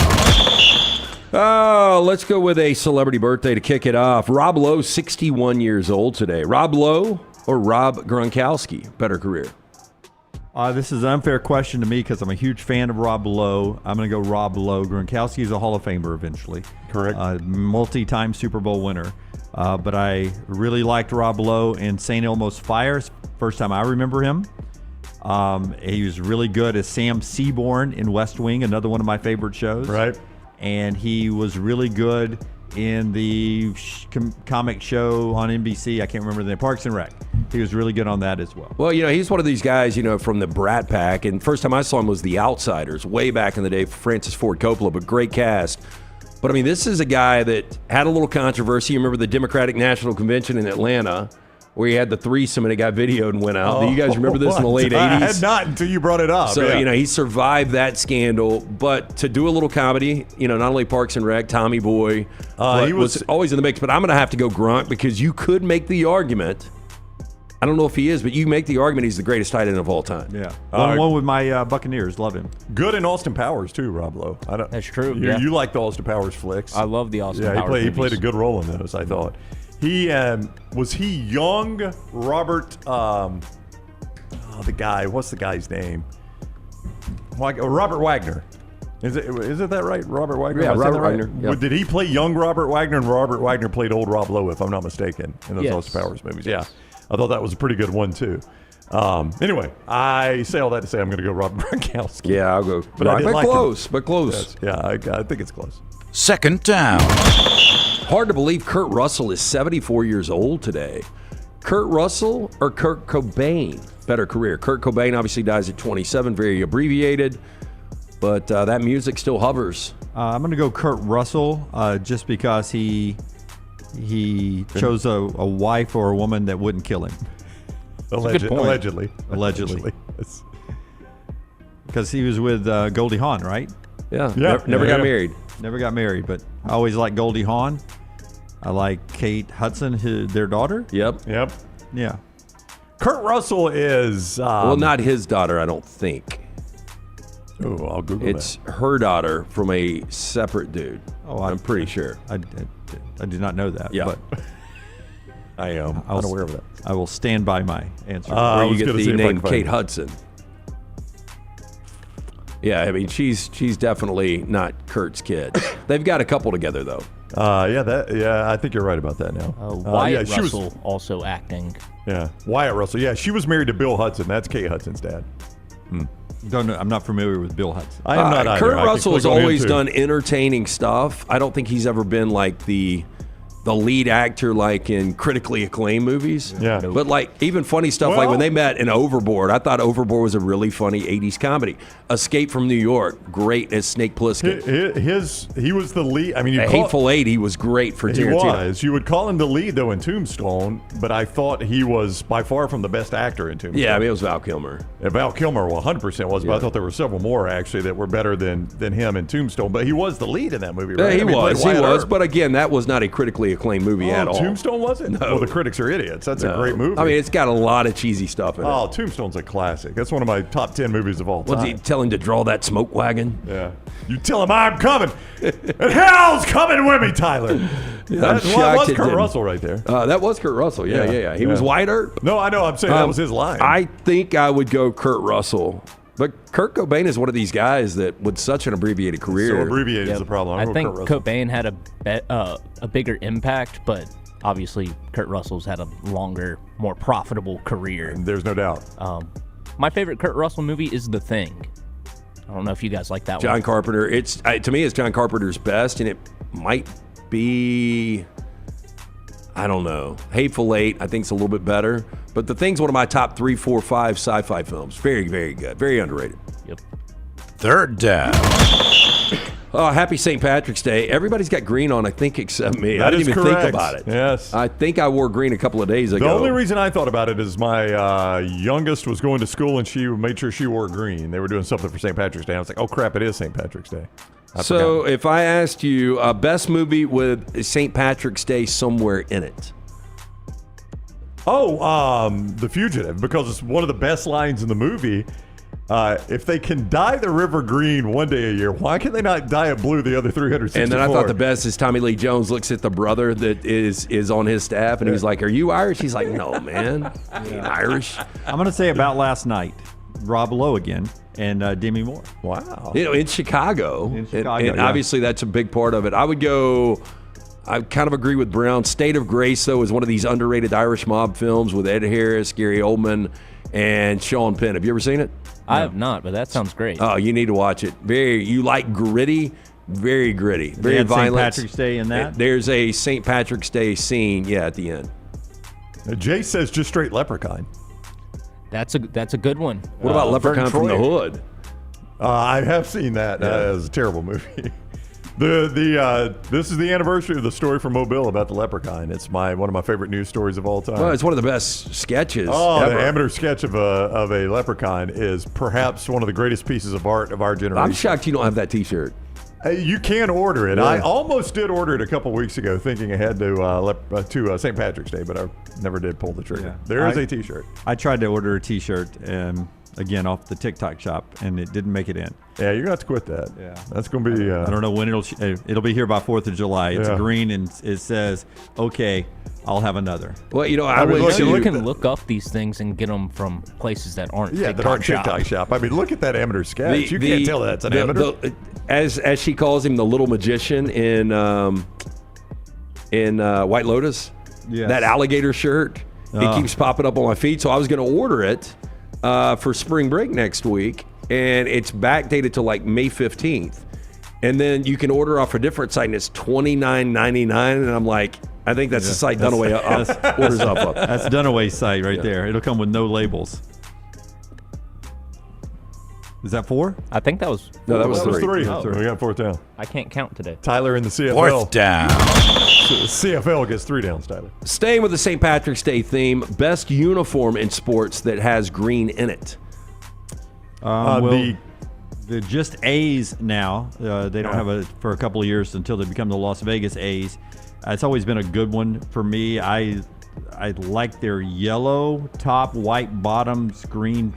I think striping. the A's are really, really good uniforms, and I'm interested to see. I mean, what are they really going to do with them when they're in Vegas? Are they going to keep the traditional green and gold? Well, if they say the A's, I think they will. The Celtics probably the answer, but I hate the Celtics just because growing up a Lakers fan. It's the answer, the old school Celtics. The Kelly Green Eagles. That was the one I was going to go with. The Kelly Green and Silver Eagles back in the day. Reggie White, Randall Cunningham era were fantastic. But that Celtics green has stood the test of time. College football wise, I don't really like the traditional Oregon. I thought was pretty good. I don't like when Notre Dame wears the green. I agree. I like their blues. I like the blue and gold, their traditional look. But when they wear the greens, that was always very popular. I never liked Marshall's uniforms.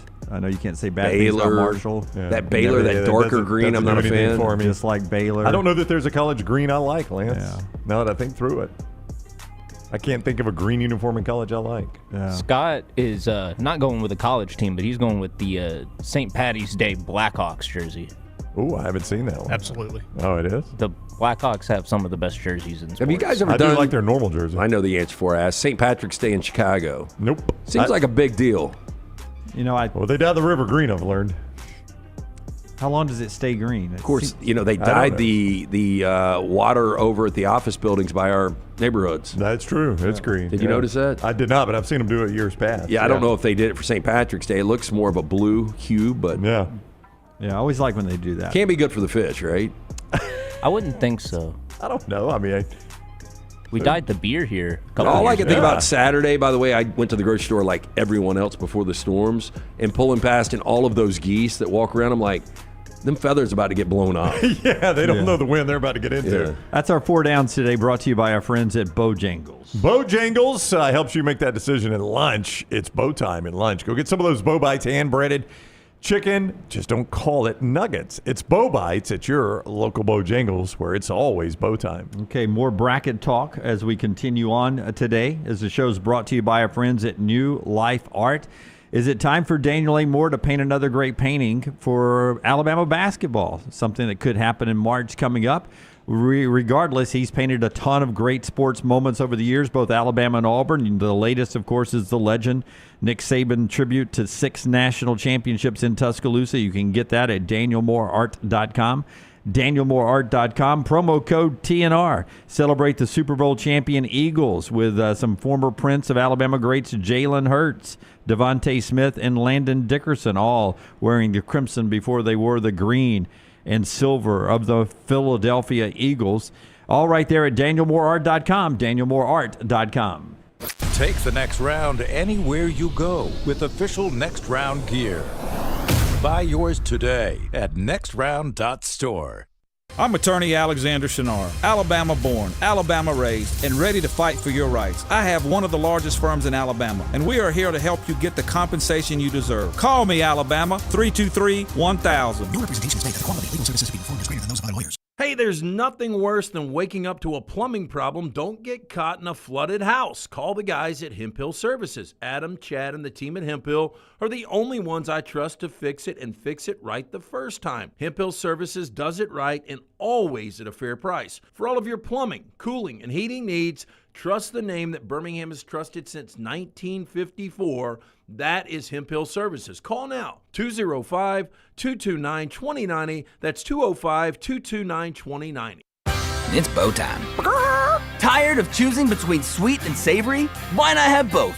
Introducing Bojangles' new chicken and bowberry waffles. The bold Cajun chicken filet you love, now drizzled with a bowberry honey glaze and sandwiched between two warm waffles. Which means your favorite meal of the day just met your new favorite dish. And lucky for you, it's served all day.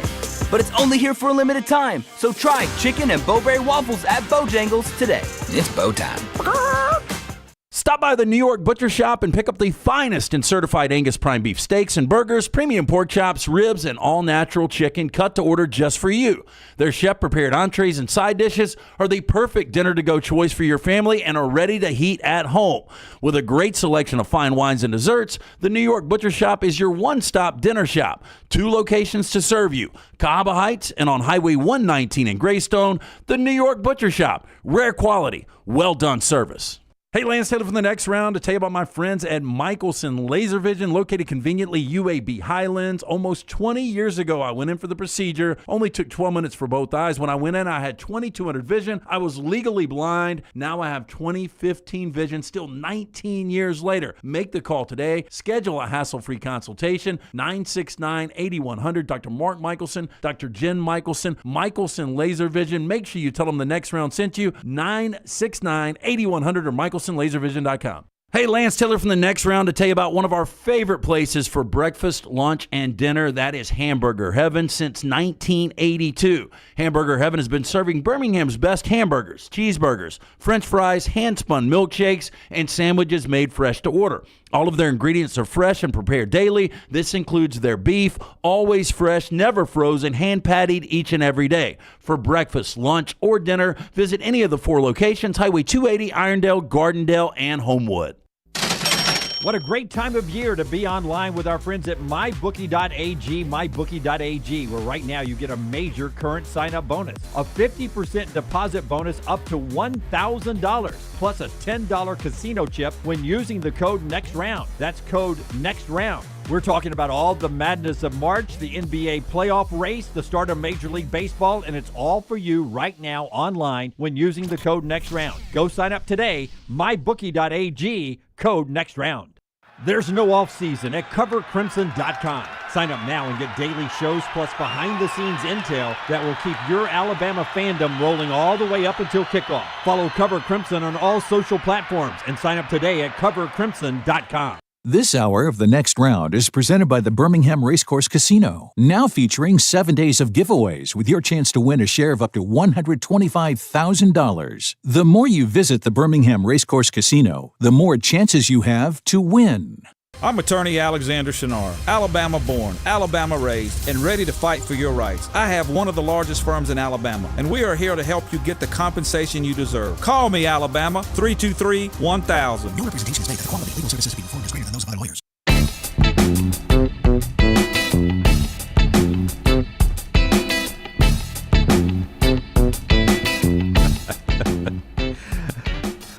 You know, I always wonder, because I'm this way too, like, I'll just get a random question. Yeah.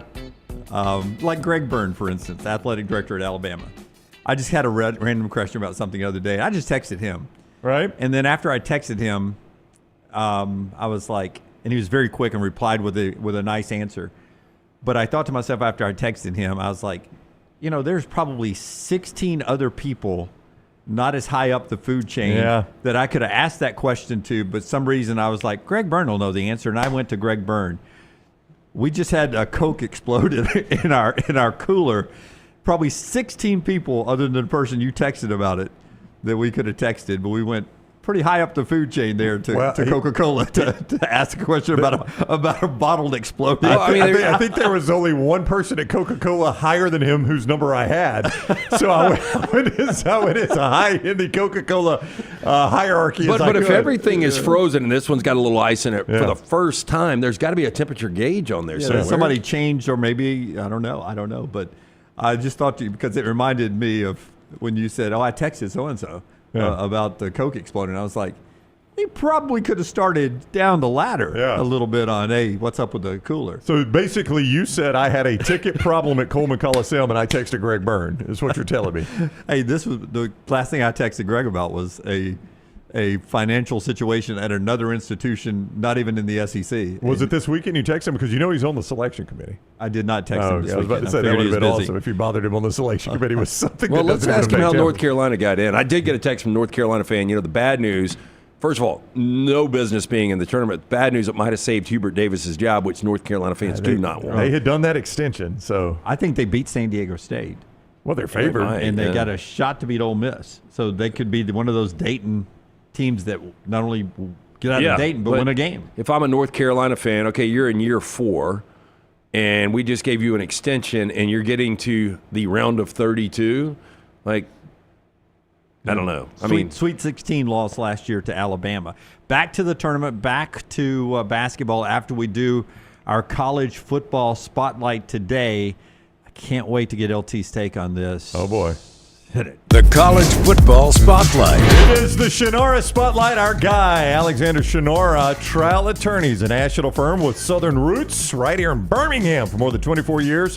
They've grown to more than 150 lawyers, supported more than 500 dedicated team members, and they've recovered more than $2 billion. $2 billion, maintaining Alexander's core values: integrity, mastery, passion, and success. If you find yourself in need of a trial attorney, call Alexander Shinara Trial Attorneys. You pay nothing unless they win your case. Shinara.com. I won't use the word Bruce Pearl used on the ESPN set, but in Alabaster, we called it that word whipped back in the day. Have you seen the news about the one quarterback who transferred from a national championship contender away to be with his girlfriend? Here's the headlines over the weekend. Hannah Cavender fuels Carson Beck breakup rumors on Instagram after he transferred to Miami to be with her. And you got Haley, the sister, and all that. They're posting. It appears Carson Beck and the Cavender twins have broken up. And he is at Miami now. Okay, again, pure speculation here. I'm just guessing that things weren't probably going as well as maybe things on the surface seemed. They were a little rocky. I'm sure she gets plenty of attention down there. You think? And his idea was, if I'm closer to her, if we're together, it's going to make things better. Yeah, she liked the long-distance relationship, and he didn't. Well, I think a lot of professional athletes, we'll just want to call her a professional athlete or professional Instagram model or whatever. I think it's a valid description of her. She's an athlete, she's a pro. I think a lot of professional athletes love being on the road. Yeah. They love having distance between their significant other, and now that they're together, it's not working out. You wonder how it affects him. Yeah, I mean, that's my question. I mean, he could be down there right now with no friends. He's got a ton of money. He's got multiple cars or whatever. And I'm sure he can roll back into a Cavender lookalike down in Miami. But he might be all busted up right now. Yeah, he may have chased love, and now that's your quarterback. Like heartbreak is a real thing, man. And you got heartbreak for a 20-year-old that is out of his comfort zone. I wasn't that big on him at Miami anyway. Like, it's a significant. No, I'll go and say it's a significant downgrade. I think he's a better pure passer, but like Cam Ward is a much better collegiate quarterback. Yeah. Yeah, so I think it is a downgrade. I agree with you. Significant might be an for overstatement. Carson Beck, better situation for him is Georgia. We'll see how it plays out. I mean, because the easy thing for Georgia fans now is to say, well, who's he going to start here? He wasn't going to start here. Gunnar Stockton was going to start in front of him. That's why he transferred. But I don't believe that. I would feel so much better for Georgia if Carson Beck was back. Yeah. Like Carson Beck and Georgia can win a national championship. Carson Beck and Miami cannot win a national championship. I agree. Could you go back if you're Carson Beck? Ooh. I don't think so. I think Georgia probably in their mind has moved on. No, I mean, I'm just asking by rule. Could I go back? Proctor. Why can't I say his name? The Alabama left tackle did. Yeah, that's right. Caden Proctor. You're Caden right. Proctor, yeah. I couldn't say his first name. Caden Proctor. And I think that was a girlfriend situation, was it not? I don't know. I'm I pretty think sure that it was. It may have been. I always envisioned it like you got to see how the other half lives. Iowa's facilities and living and all that. You know, it's not what you get at Alabama. And then I think, too, Lance, some of that was maybe Caden Proctor didn't love the Saban way of doing things. And some players got back to him and was like, I think you might like Coach DeBoer better. Yeah. So Proctor came back. So, yeah, you can go back. I don't know if Georgia fans would want him, but I don't think there's at least history there. I think they'd be okay getting him back. I don't know. I think they would say they wouldn't in their heart of hearts, do they? Yeah. I think they would say, we're fine with Gunnar Stockton. They really want Stetson Bennett back, but yeah, but if it's not going to happen. Do you think Gunnar Stockton can win a championship? I do Even not. an SEC championship at Georgia?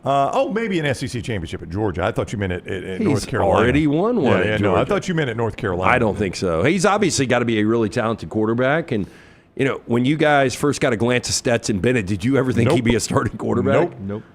Hey, our friends at Odie's are bringing you part of the show today. Tell us about Odie's. We were there yesterday for the selection What a show. fun time. Great crowd and Yeah. very energetic. Love that Edgewood location we were at yesterday. But you got two locations. This is that week where I get a lot of Odies. So we had the selection show yesterday.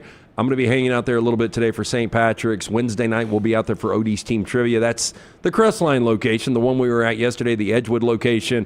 Incredible food. I got the pimento cheese BLT yesterday with some of those crinkle-cut fries. Dipped it in the delicious homemade ranch from Rodney Davis. Just fantastic food at Odie's Tavern, both locations. Ice cold beer buckets full of the Bud Light. Get in, see Will Avery and that great staff. Birmingham Institution, it's Odie's Tavern. Okay, as we get back to basketball here, the show also being brought to you by our friends at mybookie.ag. Brown, you're about to give us some betting lines of the SEC first-round matchups. I can. Again, mybookie.ag for our bracket challenge right there at nextroundlive.com, nextroundlive.com. And when you log on to mybookie.ag, make sure you use code NEXTROUND, and that is going to get you that great sign-on bonus when you use code NEXTROUND. Here's the sign-on bonus, 50%.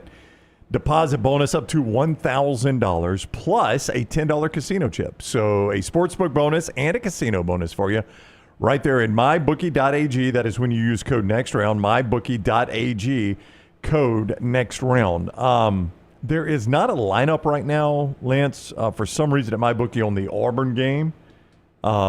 Is there a reason that would not be the case? Or They don't know their opponent yet. Yeah. Okay. Yeah, that's the They reason. play the play-in winner of St. Francis and Alabama State. And not to make you sound really stupid, Brown, but they don't have an opponent yet. Yes. Yeah. Work your way out of it. I mean, could they not just put one up for both opponents? I mean, it really doesn't matter. Does it really matter? Basically, that game's up. I think Alabama State's a 2.5-point favorite. Alabama State is a 3.5-point favorite over St. So what would the Auburn point spread be? I mean, it's going to be over Alabama State. Yeah. I do think Alabama State has the least amount of turnovers in the field of 68. With that said, I think Auburn is going to be a healthy 25.5-point favorite. Texas a 2.5-point favorite in the play-in game there in SEC teams that we're looking at here. Right. Georgia is a 6.5-point dog as they play another dog, and the Gonzaga Bulldogs, Battle of the Bulldogs, Gonzaga a 6.5-point favorite. Tennessee is a 19-point favorite over Wofford. Kansas a 4.5-point favorite over Arkansas. Texas A&M a 7.5-point favorite over Yale. Missouri, a 6.5-point favorite over Drake. That's all. I mean, I listen to all those games. That's only Thursday. Yep. It's crazy when you start digging through all these SEC teams. Mississippi State will start Friday off as a 2-point favorite over the Baylor Bears. Alabama, a 22.5-point favorite over Robert Morris from the Southeastern Conference. Florida, 28.5-point favorite over Norfolk State. Kentucky, an 11-point favorite as they take on the Troy Trojans. I think I got everybody in there. You didn't get Sanford in the NIT plus 6.5 against George Mason. We had dinner with a George Mason grad on Friday night. Is that Fairfax, Virginia? I believe that's right, yeah. Yeah, they're catching 6.5 against George Mason. Really good George Mason team, It by the always way. feels like there is a big upset in that early Thursday window. It always feels like you get, I vividly remember us standing on a rooftop bar downtown Birmingham watching, was it Wofford beat Virginia? It was Wofford or Furman. Yeah, I think it was Furman. Furman beat Virginia. Yeah. It feels like you always get one. That early window right now, you've got Louisville's a 2.5-point favorite over Creighton. That's not even that big of an upset. You've got Wisconsin a 17-point favorite over Montana. That would be an earth-shattering upset at that point. Wasn't it 17 points? Yeah. SIU Edwardsville over Houston. Houston's a 28.5-point favorite. And then there's Purdue, an 8-point favorite over High Point. Of all of them that are possibilities right now, that one probably would be the one that you would have to pick. Now, there's no rule that says you have to have one there. I'm just saying it feels like every year we get one in that early window. Yeah. It does feel like that. UAB Iowa State, Lamb I Believer reminds us of the early window. I'll never forget watching that because I had Iowa State in the Final Four. Michigan State one, I had Michigan State winning the national championship. We were still doing our show middle of the day. Middle Tennessee State. And we were there at Dixie Fish, weren't we? Nope. I believe we were over at the I don't know when it went Twin down. Peaks. I ended Twin up Peaks. at Twin Peaks. because I ended up at I took Young Jack to Sweet Frog when that thing was going final. Yeah. But they were a 2, but you did have them winning the whole thing. I had them winning the whole thing. I'm just telling you that. I can remember where they were on the bracket. Is that because so? they were 2, but I can tell you exactly where they were in the bracket. They were right here, and I had them going all the way to the national. I actually remember that. So have you had 2 of your national champions go out in the first round? Is that it? That's hard to do, but I've had 2 national with the Auburn and Yale last year. I've had 2 of my overall national champions in a bracket lose on the first day, and that may be the only 2 times I've lost one other time. I think. Did that cost you the bracket challenge for Michigan State? Oh yeah. Never recovered from that. So we do have to come up with that. I know Melton threw out 3. I don't know when you want to get into that. Well, let's do a sponsor, a couple of them here, and then we'll get into it right now. New York Butcher Shop brings you part of the show today, all the madness at New York Butcher. New York Butcher Shop, just incredible place to pick up the great steaks, ribs, chicken, any of the freshly prepared meat right there from all of that great staff of butchers. Jim, the fine folks, the New York Butcher Shop, 2 locations for you. The original Cahaba Heights, Highway 119 in Greystone. You can also pick up the deli sandwiches, the freshly prepared side dishes from the mac and cheese, the delicious baked beans that they've got. They've also got a fantastic selection of fine wines and desserts. One-stop shop, rare quality, well-done service. It's the New York Butcher Shop. Hey, check your power bill. Is it higher than expected? Well, changes in energy use, especially with Alabama's crazy weather, could be the reason why. You probably ran your heat this morning. You're going to need your AC this afternoon and tomorrow. So check out Alabama Power's free My Power Usage tool. It helps you track how much energy you are using and when you're using it. It's a great way to stop patterns and avoid surprises. You would spot patterns. You wouldn't stop them. You would spot them and avoid surprises. Plus, Alabama Power offers easy tips to help you save. Visit alabamapower.com/mypowerusage to learn how to manage your usage and keep cost in check. All right. So we have traditionally for 15 years. This will be our 15th, I think, bracket together. Mm-hmm. So 14 bracket challenges. Where LT's lost twice. The very first one, and then I lost the first one we've had here. Yep, and I think I've lost 3 times, including the most recently. I'm on a 1-game losing streak. I've lost 9 times. And then Brown's lost 9 times. That's almost impossible to do. So it's 9-3 to 2. Even I didn't know it was that much. That's impressive, actually. No, it is, Scotty, and I didn't even know it was that much. Like I've paid, I've paid bet after bet after bet after bet. You're a blue blood, man. I am a blue blood. I am the overall 1 seed normally in this thing. And I'm trying not to become a new blood, losing 2 in a row. You've never lost twice in a row. No. I've never lost twice in a row. But here we go. I've got to not do it. We're trying. I still think the best challenge we ever had was when Dunaway came in second and had to do stand-up. Yeah. To me, that is the most difficult challenge we've ever had. We've had some other good ones. I thought the year one here where I got sent out west and had to use the means of a car, train, and bus to get back, not knowing where I was going. I thought that was very unique. I thought Alien Fest was very unique. But that was a here, and I sent you to I wanted Salina, to, Kansas. I wanted to send you to Gonzaga because they're the ones that cost you. Well, and that's what I thought was going to happen. Yeah. And I was so prepared. And it was going to take like 8-9 days to get back. Yeah, but the best part was when we sent him to Salina, Lance saying, this is a layup. You guys have botched this. This is way too easy. And then it was one disaster after another. Yeah, I mean, it was funny because we missed flight to Salina, and we stayed in Chicago for the night where a tornado hit Wrigley Field. That's why you were there. Yeah, just out of just, and then we get to the worst looking hotel I've ever been to for the bus stop in Salina. So there was a lot of adventures, but it was fun. People got to follow the journey that was that. And I would tell you, I truly enjoyed last year's, other than the social awkwardness of having to sneak in, and I get nervous about those things without setting it up. But, I mean, I had the day with Taylor and EG. We're on the road. There were laughs. I just didn't think it was difficult. Yeah, it ended up not being difficult. Yeah. We were it would have taken one school away from me having to drive to Atlanta or North Alabama and then, to Nashville. It could have gotten bad, but it worked out. We don't have to have this in stone until Thursday, but we went back and forth on some threads yesterday. I thought Melton put 3 really good ones together. So let's bring him in. Do you throw it out and we'll react? Melton. Right. Here are 3 options. Option number 1. The loser must eat as many hot dogs as the most recent Nathan's Hot Dog Competition winner did, which would be 58 if you remember Joey Chestnut was not eligible this past year. But you have 1 week to accomplish that, but all hot dogs have to be consumed on air that week between the hours of 9 a.m. and 12 p.m. Now, again, I like it, but Brown, help me out here. Dunaway can eat a lot. Yeah. But this would be an average of 12 per day for 5 days. Like, I can't eat. If I was starving, I couldn't eat 12 hot dogs. Impossible. Okay. Like, my stomach physically wouldn't handle it. Punishment. No, but it's not a punishment if you can't finish it, though. You know what I'm saying? I think we could come up with a disclaimer that however many you have left, you have to do it Nathan's Hot Dog style contest at the end of the week. Even better. That's great. I like that. We're about to get to the best challenge in a little bit. What? So you got to dip it in the water and cram them in? Oh, yeah. God, no. It's not going to be. I mean, how many do you think you can eat hot dogs in a 3-hour show? In a 3-hour show, 4? Yeah. That's about where I am. 4 or 5. 5 if I really push it for You 3 can hours. eat more than 1 an hour. I can eat a lot. Come on. I can eat a lot. I think personally I could only knock out 8.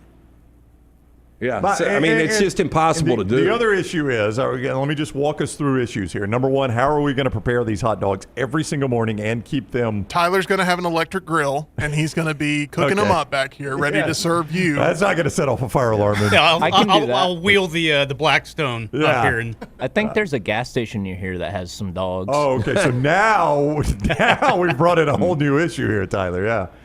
I mean, I don't hate the idea. I'm just saying dogs. The practicality of it is right, and I just don't think anybody can do it. Yeah, like not even come close. Like, not to give a sponsorship, but 58 crystals would be a lot easier than 58 hot dogs. Well, easier is not what people want, Jim. I know. But you were correct. You've got. I could easily do 58 crystals. But even like him doing stand-up, I'd rather eat the hot dog. He was going to do stand-up, and it was either going to be awful in like 3 minutes of like really awkwardness, or he was going to roll 30 minutes doing like a bunch of different jokes that I can't remember any of them. But he did a good job. Other than my opening lines, the only one I remember. It's always good. I blacked out after that. You're able to complete that. When you send me out west, I'm able to get back. We go to Alien Fest, we're able to do that. Yeah. There's no way anybody's going to be able to do that. Maybe we just do a penalty for every dog. Okay, let's move that on. You don't. That one ain't happening. Truthfully, Alien Fest was my least favorite that we've done since we've been there. Oh, I thought it was good. I did not. That was much better. Nothing to do with you. You did as good as you possibly could do with that. I thought it was our best content. Yeah. And what sent you to the the ball eating contest? I thought that or the trip out west were the best content. Yeah. What was the trip out west? What are you talking well, about? me and Lee. Yeah. He keeps saying west, Midwest. Yeah, the testicle eating was. Was that bracket challenge? That was bracket challenge. I lost the bracket. I had to eat test. I'd go to the testicle festival. That was kind of disappointing. Yeah. Okay. I'm not saying it's on you. It's on just the festival. It's like once you get past the idea of just eating Rocky Mountain oysters, that's about it. We've got to come up with something good. Yeah. Okay. Well, Tim did that. He got 3 ideas. Yeah. Okay. All right, number 2. What's Option next? number 2. This is the one that I think is the most overlooked, but it has a lot of potential. Hear me out. Loser must spend 24 hours straight at the Alabama Welcome Center with a list of different social media challenges to be filmed and shared. This would include welcoming complete strangers to our state, maybe giving facts about our state to complete strangers that are entering for the first time potentially, interviewing people who work there, figuring out ways to eat, sleep, et cetera, 24 hours straight at the Alabama Welcome Center as a representative of our state. I get raped, but I never commented on this one because this one, for my socially awkwardness and my fear of talking to strangers, is a nightmare for me. Yeah, see, I think this one's really good. Yeah, I think we could get some good content out of it, too. But are we going to – do you have to be alone for the 24 hours? Because it could get a little dicey at some of these travel centers. Because I don't know if you guys have stopped in the middle of the night. I'll be there with my friend Smith and Wesson.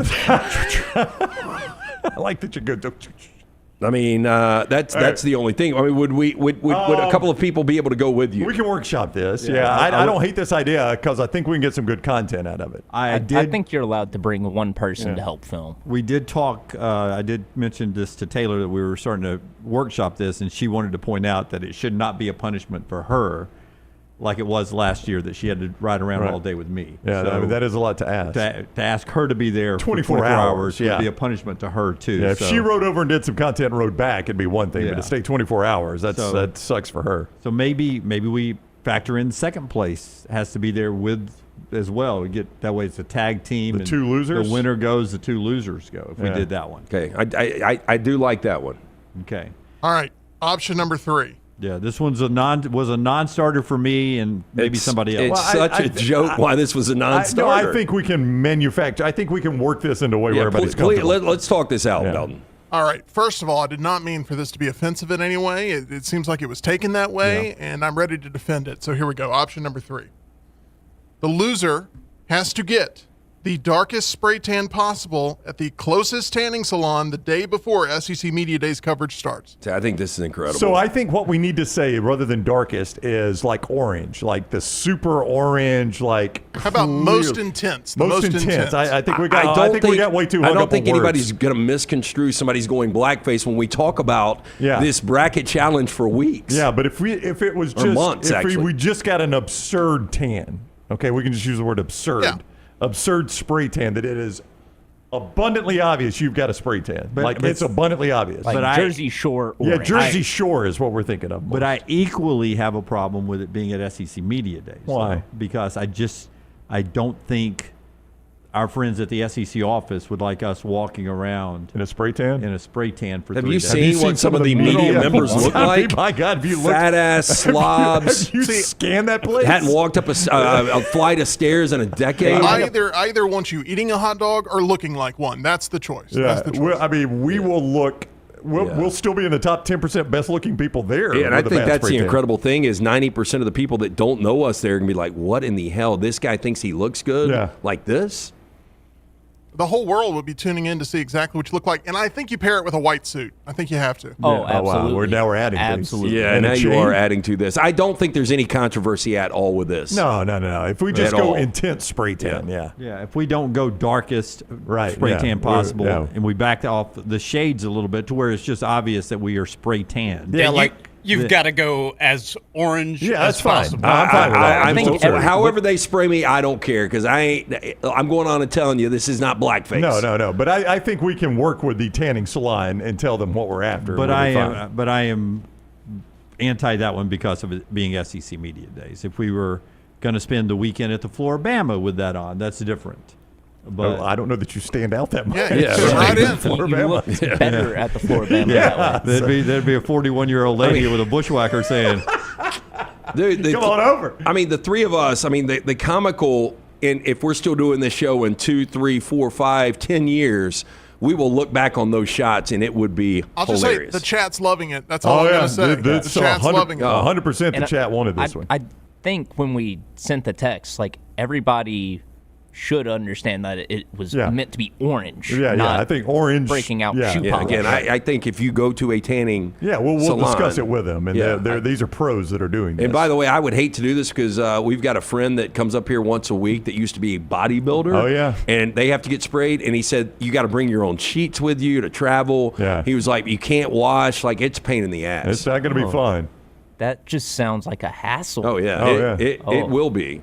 All right, this is the I'm not winner. planning on losing, but Yeah, so I never plan on losing, Lance, but I often do. But that should be one on the table. But if we've got any feedback in the chat, Oh, on no. The feedback in the chat is 100% on the spray tan. Yeah, but I'm That's the saying one if somebody else everybody comes up wants. with a great idea, we don't have to kick this thing off until Thursday. Yeah. I mean, always up until Thursday, just give us some stuff in the chat. As Daniel points out, Dunaway's worried about spray tan at SEC Media Days. Ed Orgeron did it every year until he got fired. That's our challenge. You'll play the actual bracket challenge where we'll fill our bracket out as well, as we always do, and play by the rules there at mybookie.ag. It's at nextroundlive.com. nextroundlive.com. And also, when you're there, we are starting tomorrow, every day of the NCAA tournament, including the play-in games. There'll be one game there in the Shannara Showdown as well. LT, our friends at Shannara, bringing us the Shannara Showdown. Yeah, again, we'll have a game up tomorrow. It will be the San Diego State North Carolina game. You pick against the spread, you win. We put you in that bucket to win the potential of $1,500 or $250. You can play as many times as you want. You can play as many games. Every time you get a game right, you will get that additionally in the bucket. It is all brought to you by our friends at Alexander Shannara.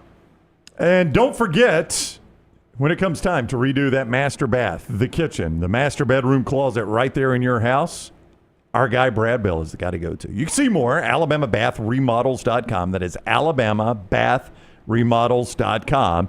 Brad Bell is the guy that is the owner-operator there, and he did tremendous work in the master bath at my house. He could do the same for you. Here is his number, 205-422-1758. That's 205-422-1758 for Brad Bell at A-Plus Tile Home Remodeling. I say master bath, kitchen, and master bedroom closets. That's not all he does. It's just what he specializes it in, and it's where you're going to make your money back when you go to sell your home. So get him to come out and look at your home like he did for us and give you a quote. I think you'll be pleased. I know we were. Here's the number again, 205-422-1758. And here's the website again, AlabamaBathRemodels.com. Follow The Next Round on Twitter, Instagram, and Facebook at Next Round Live. I'm attorney Alexander Shannara, Alabama born, Alabama raised, and ready to fight for your rights. I have one of the largest firms in Alabama, and we are here to help you get the compensation you deserve. Call me, Alabama, 323-1000. Your representation is made that the quality of legal services being performed is greater than those of other lawyers. Hey, Lance Taylor from the Next Round to tell you about one of our favorite places for breakfast, lunch, and dinner. That is Hamburger Heaven since 1982. Hamburger Heaven has been serving Birmingham's best hamburgers, cheeseburgers, French fries, hand-spun milkshakes, and sandwiches made fresh to order. All of their ingredients are fresh and prepared daily. This includes their beef, always fresh, never frozen, hand-pattied each and every day. For breakfast, lunch, or dinner, visit any of the 4 locations, Highway 280, Irondale, Gardendale, and Homewood. Hey, there's nothing worse than waking up to a plumbing problem. Don't get caught in a flooded house. Call the guys at Hemp Hill Services. Adam, Chad, and the team at Hemp Hill are the only ones I trust to fix it and fix it right the first time. Hemp Hill Services does it right and always at a fair price. For all of your plumbing, cooling, and heating needs, trust the name that Birmingham has trusted since 1954. That is Hemp Hill Services. Call now, 205-229-2090. That's 205-229-2090. Looking for a great place for that boring meeting? Leave the office and go to the Golfus. What about corporate events like board meetings, sales meetings, customer appreciation events? How about the Golfus? Watch parties for football and basketball, parties for birthdays or couple showers. The Golfus is a great place for those. The Golfus has Birmingham's best golf simulators and man caves in Vestavia on Highway 31, opening soon in Trussville and on Highway 280. Bring whatever you want to eat or drink, even bring your own clubs. Get out of the office. Go to the Golfus. Book your spot now at thegolfus.com. It's bow time. Tired of choosing between sweet and savory? Why not have both? Introducing Bojangles' new chicken and bowberry waffles. The bold Cajun chicken filet you love, now drizzled with a bowberry honey glaze and sandwiched between 2 warm waffles. Which means your favorite meal of the day just met your new favorite dish. And lucky for you, it's served all day. But it's only here for a limited time, so try chicken and bowberry waffles at Bojangles today. It's bow time. Hey, for all of your IT and printing needs, reach out to our friends at Xerox Business Solutions. Look, I'm still one of those old school guys. I print my notes every single day for the show. If you watch the show here on The Next Round, you see all the notes in front of me. From day one, Xerox Business Solutions, they've been with us here at the Next Round. Local for over 45 years. For all of your IT and printing needs, visit XeroxBusinessSolutions.com or call 205-969-3000. That's 205-969-3000. Celebrate the best time of year, tournament time, with MyBookie.ag. Sign up right now with code NEXTROUND and receive a 50% deposit bonus up to $1,000, plus a $10 casino chip. Tournament time is here, so enjoy it even more by playing along at MyBookie.ag. Bet anything, anytime, anywhere with MyBookie.ag. Use code NEXTROUND on your initial deposit for a 50% deposit bonus up to $1,000, plus a $10 casino chip. Don't get caught by the buzzer. Sign up now at MyBookie.ag, code NEXTROUND. If you are a business that does a lot of printing, like a car dealership, mortgage company, real estate office, tax office, bank, school, or university, print more and spend less with ImageCraft. ImageCraft is located at 1151 Gadsden Highway in Trussville, just down from the Pinnacle Shopping Center, and online at imagecraft.net. They carry all the major brands like HP, Brother, Canon, Dell, Lexmark, Konica Minolta, Kyocera, Ricoh, Sharp, and Xerox. Shop in-store, mention TNR for a 10% discount. Shop online at imagecraft.net with coupon code TNR10. ImageCraft. Print more, spend less. I'm attorney Alexander Shinar, Alabama born, Alabama raised, and ready to fight for your rights. I have one of the largest firms in Alabama, and we are here to help you get the compensation you deserve. Call me, Alabama, 323-1000. No representation is made that the quality of legal services being performed is greater than those of other lawyers. Jim Dunaway, Lance Taylor, Ryan Brown. Live from the Birmingham Racecourse Casino Studios, the Next Round, presented by Bud Light, is on now. All right, we roll to the final hour of the show today. As always, brought to you by our friends at Champy's, world famous fried chicken, champyschicken.com, Highway 119 in Alabaster. They are ready for all the madness that comes with March, and you can go by there and enjoy the games and cocktails between the games and great fried chicken to go, the hand-cut chicken fingers for your parties as you watch the game, all the wonderful sides. It's a destination location when it comes to lunch, and you want to bring business partners or folks from outside of the area to some good southern fried food. That's what you get at Champy's Chicken. Don't sleep on the po' boys and everything else that goes on right there at champyschicken.com. Highway 119 in Alabaster. Go say hi to Sterling and the crew there.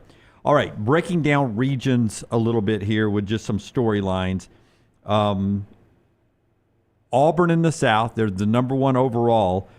The potential in that region, if there were an upset, would be a Michigan State Elite Eight. We'll never get to that point, by the way. I don't know how long Michigan will be here. But Michigan being where they were seated, as we just lost another one. What went this time? I think it was another Coke Zero. I think it was another Coke Zero. We're going to have to, we might need to unplug it. Unplug it, then they're all going to go bad. Well, they're not going to go bad. Yeah. This man hates cans. Yeah, I mean, we're losing one an hour right now. Is someone just trying to take out Brown? Yeah. And they just keep missing. Did Melton? Did you adjust? Did you adjust the cooler? I did not. Yeah. All right, I'm going to text my Coke guy. You were just tell him things are exploding. You were my second choice that would have changed the temperature. I think you just hate the spray tan idea. That's what I'm hearing. No, I he think, does. I think you were the second choice. That entire segment. Because you were just you and Bo are relatively the newest people up here, and I just feel like since we've gotten the cooler, everybody knew not to adjust the temperature. Right. I've been here for 2 years. It's my fault. Yeah, I'm just saying. Right, and I haven't you weren't here when we went over cooler protocol. I see Scotty and Tyler roll in here a lot to get drinks. I never see Melton roll in here. They roll in here to fill them up. Yeah. No, but I see him come in and get a drink. I just never see Melton in the studio. But we can't find where you would even adjust the temperature. We've looked. Well, see, Melton is almost Mensa too, so I figured he figured it out. You're Not Mensa quite. If the temperature control's on the bottom, there's no way he could reach it. That's a great point. It would have to be actually on top of the cooler for Melton to do That's it. like a Law and Order explanation of why I can't be the killer. Yeah. He is a human. He can get on the ground. We'll be playing Florida basketball here soon. There's no way. Can we recreate Melton on his back airplaning Tyler like Belichick did his girlfriend? I would love that. Yes. Oh, those pictures. I mean, what is it's going on actually with pretty impressive that he's 72, that he's actually able to be on his back, lift his legs, and have any kind of weight on it. I will tell you, as a girl dad, there are many times early on that we would do I think in my household we called them flying angels. Right. Where she would get a kick out of just holding her arms out, and you'd hold her up on the feet, and then all of a sudden, I thought it was, when I first saw it, I thought it was somebody doing, I thought it was a dad-daughter situation on the beach. I was like, look at them. I hope my daughter and I are still. Wait, you wouldn't do that with your grown daughter? I wouldn't, but if she said, Dad, let's take a picture real quick on the beach for the I think ground, that would be creepier than Belichick having the 60-year age difference. Well, you did it as a kid, and it's my daughter, so there's no creepiness involved in it. So I instantly thought it was a father-daughter situation. Yeah, this guy. This is not the Bill Belichick I grew up with. Yeah. I mean, people could change for good or for bad. I'm not saying he's changed for bad, but he's changed. That wasn't the most offensive of the pictures. But you talk about Carson Beck being whipped. This dude is poon whipped because there's no way Belichick's like, you know what we ought to do today? Let's go to the beach. And I'm going to airplane you. That's right. Let's put it down on social. Who's taking the photo? That's what I want to know. The North Carolina social team, apparently, and I'm sure she CC'd on the email. If you're third wheeling Belichick and his girlfriend, that's got to be awkward. It's a weird job. Yeah. What was the most offensive photo, Dunaway? I haven't seen another one. You haven't seen another one? You say there's one that's not offensive, but more offensive than this. Well, she does, I think, 5 total poses. Oh, really? Yeah, she's on her back once with legs straight up in the air. And there's one where one leg's up, one leg's down. Do you think half the New England Patriots that played for him are like, where was this woman 10 years ago? This guy was Aaron Hernandez looking up from hell on him right now. This guy was the most miserable SOB I've ever been around. Where was this girl 10 years ago? Yeah. I mean, she's got to have a hell of a personality. And good core strength. Yeah, she's definitely got core strength. He's got more leg strength than I would have thought. Yeah. This is his payback for Viagra. Like, you're going to make me work for my money, I'm going to make you work for it, too. Is this a sponsorship? Yeah. All right. Show being brought to you today by our friends at Michelson Laser Vision. We'll get back into the bracket. Tell us about Michelson. 205-969-8100. That is the number you need to call. Ask for Amy Toe. The next round sent you. She's going to hook you up with a hassle-free consultation. You have 0 to lose to find out if LASIK is right for you. I had the 2200 vision, was legally blind without the aid of contacts. After the procedure more than 2 decades ago, 2015 vision better than 2020. Make the phone call that I made. Dr. Mark Michelson, Dr. Jen Michelson, best in the business. 205-969-8100. For more information, michelsonlaservision.com. Obviously, Cooper Flagg is a big story in the eastern region, but Alabama leads the country in offense and scoring. Arizona is always a tough out in March, and then BYU has become some would expect to be a nasty team to eliminate here. So that East looks tough. We talked to South with Auburn with just a number of good teams. And with Michigan being seated where they were, I think it backs up what Brown has said many times. The conference tournaments are often overlooked by the committee because they actually beat Purdue and Wisconsin on their way to winning the championship, who had higher seeds than them when they won the conference championship. Now, with all that said, I think North Carolina benefited from playing Duke close. I don't know if you guys agree with that. Oh, yeah. I think, and even though it was without Flagg, and the manner in which they lost that game, which, by the way, just as a side note, I don't want to chase a rabbit too far because I know you're getting into other stuff. I think Billis made a great point. It was during the Auburn game yesterday, I believe. Like, why is it a lane violation if the free throw is made? Yeah. It shouldn't be. Yeah, that was Billis's point. It affects nothing. Yeah, he was like, it's a dumb rule. He goes, if it's missed, you just go back, and whoever was in the lane first, it's the violation. But if the free throw is made, why does it matter if somebody's in the lane early? And he makes a great point. Billis is a deep thinker when it comes to rules. But, yeah, I mean, I think generally to point, if it's the defensive team, not the one shooting the free throws, if it's a lane violation and it's made, they don't call it. You keep your point. Yeah, but his was like, why is it called anyway? Yeah, I mean, even if the offense is in there first, the free throw went through, it doesn't matter. Yeah. So you can go back and fix it. I think by and large they don't look at conference tournaments as much as we think they do, but I do think it did help North Carolina in that one. But it didn't help Michigan. It didn't help Michigan, and that's one where a lot of people are like, Michigan is the one that got the shaft in seeding. Well, and I think you look at Dusty May in year one and what he's been able to do with this Michigan team. They get better and better and better. 5-2 record against Maryland, Purdue, and Wisconsin. They all got 3 and 4 seeds. Michigan, who wins the conference championship, who tied for second in the regular season, gets a 5. Yeah. And they get a bad draw with San Diego. a team that's won 30 games, and they're only a 2.5-point favorite. Like, I've got a hard time, as good as Danny Wolf is, and he is one of those mismatch, one of the biggest mismatches you will see, especially in this first round. It's hard to move forward a 5 over a 12 when you're only a 2.5-point favorite. Yeah. Go ahead. Well, I was going to say, and I'm sorry, if you look at the KenPom, which I don't know if the committee ever looks at this, I would imagine they do throughout the year. Don't you think Greg Byrne and Martin Newton, guys we know well, have probably taken a peek at the KenPom this year? Oh, yeah. And they're on the committee, right? So it's got to affect it. Michigan is 25th in the KenPom. Ole Miss is 26th. I mean, by KenPom standards, they're ranked right where they're seated right where they're supposed to be. I mean, if you're 25th and you're a 5th seed, that's about where you're supposed to be. Ole Miss is 26th. They're a 6th seed. It's about where you're supposed to be. I think Michigan's playing better right now, and I'm just saying compared to those other Big Ten teams, like, you don't want to play Michigan State, but I think right behind them, Michigan is the team out of the Big Ten you don't want to play right now. By the way, you mentioned UC San Diego, 30-plus win team, and Drake, 30-plus win team. By the way, the S curve was set up.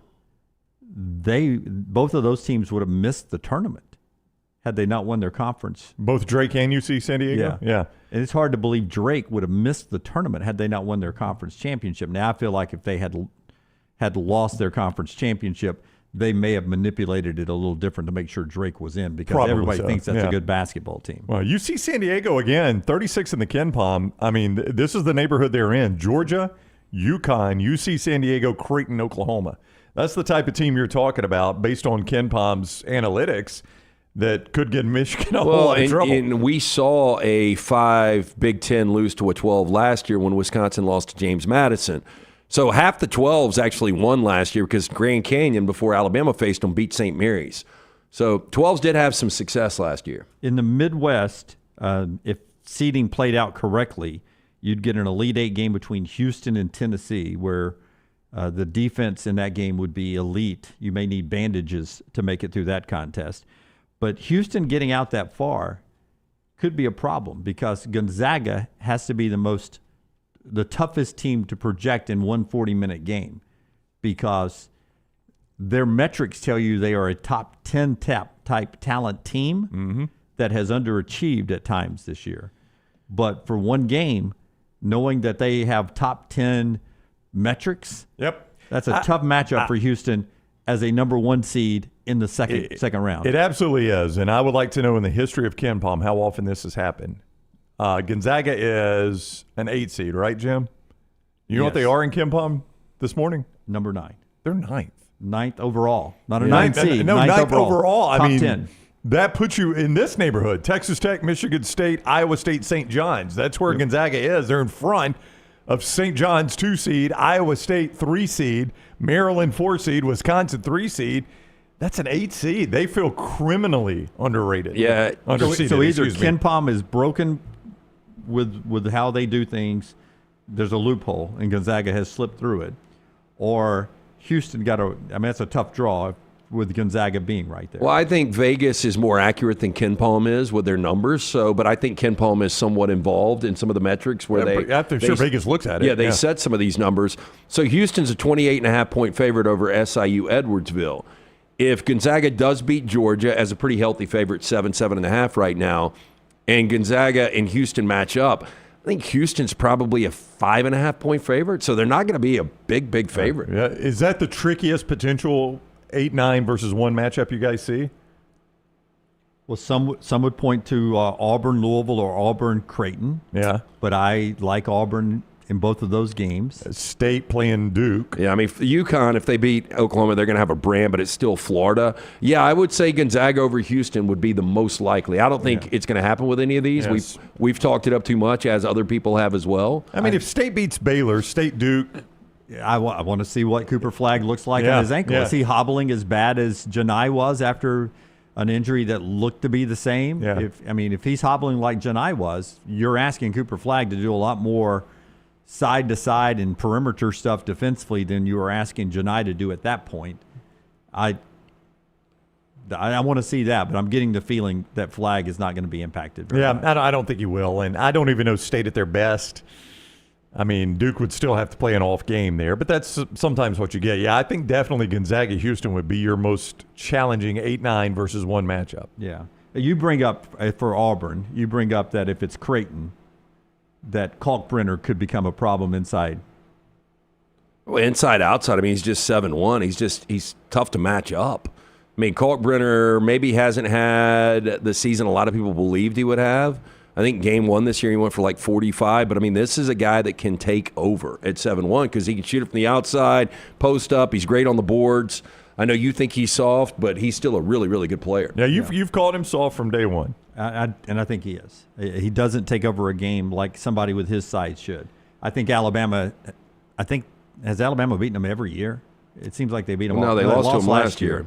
They handled them. They handled them this year in Coleman Coliseum, and I feel like Alabama took him to school all day long on the inside. I would say for Auburn, we gave you the DNA of teams that could beat them, and rebounding is one of the common threads that you see in there. In teams that could beat them. Alabama is number 1 in the nation in rebounds per game. Florida is number 3 in the nation in rebounds per game. Texas A&M is number 5 in the nation in rebounds per game. All 3 of those teams beat them. I don't know where Tennessee is, but I think I view them as a pretty good rebounding team. Yeah, I would imagine they're pretty good. Yeah. Michigan State's 13th in the nation in rebounds per game. That's their number. That's the number 2 in the Auburn region. That's the number 2 in the Auburn region, and that is. You factor in Tom Izzo to begin with. This is a guy that, if he knows nothing else, is how to get teams to the Final Four. I mean, he's done it time and time and time again. Where's Louisville and Creighton? Just out of curiosity. How far down can you go? Oh, I could go through the whole thing. It'll just take me a minute because you got 300 some odd teams. But obviously Texas A&M is a potential Sweet 16 matchup. Yeah. No, it doesn't. I was going to say it only gives you the top 50. I just got to they're not in the top 50, Louisville or Creighton. Louisville 67. Yeah, so in the nation. So you're not talking about concerning. Anybody with the DNA that's beating Auburn. Yeah, Michigan State is the one that would have, that if it just comes down to rebounding, and look, there are a lot of factors in a game, but Auburn has struggled against teams that rebounded at an elite level. It would be Michigan State in that Auburn bracket that would concern you the most. Let's talk about Auburn turning the page. Cut number 3, Tyler, if you will. Some more post-game sound from up in Nashville. Tahad Pettiford here. It's brought to you by our friends at Hemp Hill Services. Hot and cold right now. Some shooters running a little cold for Auburn and the loss this past weekend to Tennessee. Hemp Hill, make sure that you're heating and cooling ready year-round. Yeah, obviously with the inclement weather this weekend, there was a fluctuation in temperature. I don't know if you guys had to put on the AC. I had to put it on over the weekend. Absolutely. So whether you experience plumbing, heating, cooling issues in your home or business, they are ready to serve you. Call Adam, Chad, Andrew, the guys there, 205-229-2090. Tell them the next round sent you. Hard to stop a train. For more information, hemphillservices.com. Okay, so Auburn loses, and I told Taylor as we were going into the locker room, don't want to focus on this one game too much. Let's look ahead to what this team is going to play next, the one that matters, the NCAA Tournament. Here's what we talked about in the locker room with Tahad Pettiford. Lost today, but long season. Now the important stuff comes up at the NCAA Tournament. How do you turn the page mindset-wise? I just need to be better and help the team however I can. I didn't show up today, so just trying to get back in the gym and do whatever I have to do to help the team win. That guy's been so big time, especially on the road this year for Auburn shooting. I said it in the first segment. I'll say it again. I don't think you'll see Denver and Tahad combined 1 of 14 from the field again in this NCAA tournament. No, and Pettiford has been so good off the bench, but in 18 minutes was over from the field. Yeah. So, and Miles, I think he hit 4 buckets in the game. The guards didn't do what they usually do. It's always a guard tournament? Yep. Where are you on the Auburn guards right now? Well, I mean, they ran up against, let's call it like it is, though, in that loss. That's pretty elite guard play you get from Tennessee. It's not Florida elite, but it's pretty elite. Yeah, at least on the defensive side. I think they struggle scoring the basketball. Oh, yeah. Well, that's been a Rick Barnes. Yeah. But defensively. Zakai Ziegler, what is Zakai Ziegler? 5'9". 5'9"? List him at 5'9". I don't know if you were near him in person, but he looks even shorter than that. Absolutely. I saw him in the hallways, and he is very small. One of those tournament stories that was going around. Misdiagnosed with spina bifida as a kid. Yeah. And but they knew he was going to not grow a lot anyway. But was never really expected to maybe even live, let alone walk. Well, he's been there forever. Rick Barnes came out and said, this is one of the reasons I continue to coach players like Ziegler. It's going to be interesting, though, because there are some people that believe this is going to be it for Rick Barnes, that he could retire after this tournament.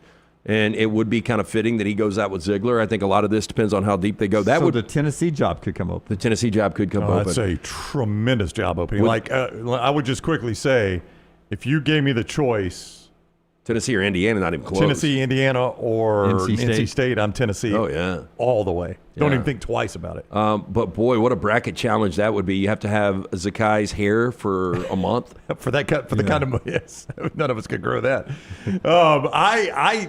That's elite guard play, Dunaway. But to your point, are you worried about Auburn's guards a little bit? Yeah, maybe heading into this tournament, that is a little bit of a concern for Auburn right now. Cut number 5, Tyler. Here's Nate Oates for Alabama as they get ready to head to Cleveland. First off, any surprise that Alabama didn't end up in Lexington? I was a little bit surprised by that, but I don't know what changed. Well, I guess what changed was Tennessee jumped past Alabama. Right. But going into, I guess, Sunday, was it that a lot of the major bracket guys, Lenardi, Palm, those guys had flipped Alabama to Cleveland. Right. So I guess the thinking obviously was Tennessee, we're going to send them to Lexington. We can't have, all these SEC teams there. We got to spread the wealth somewhere.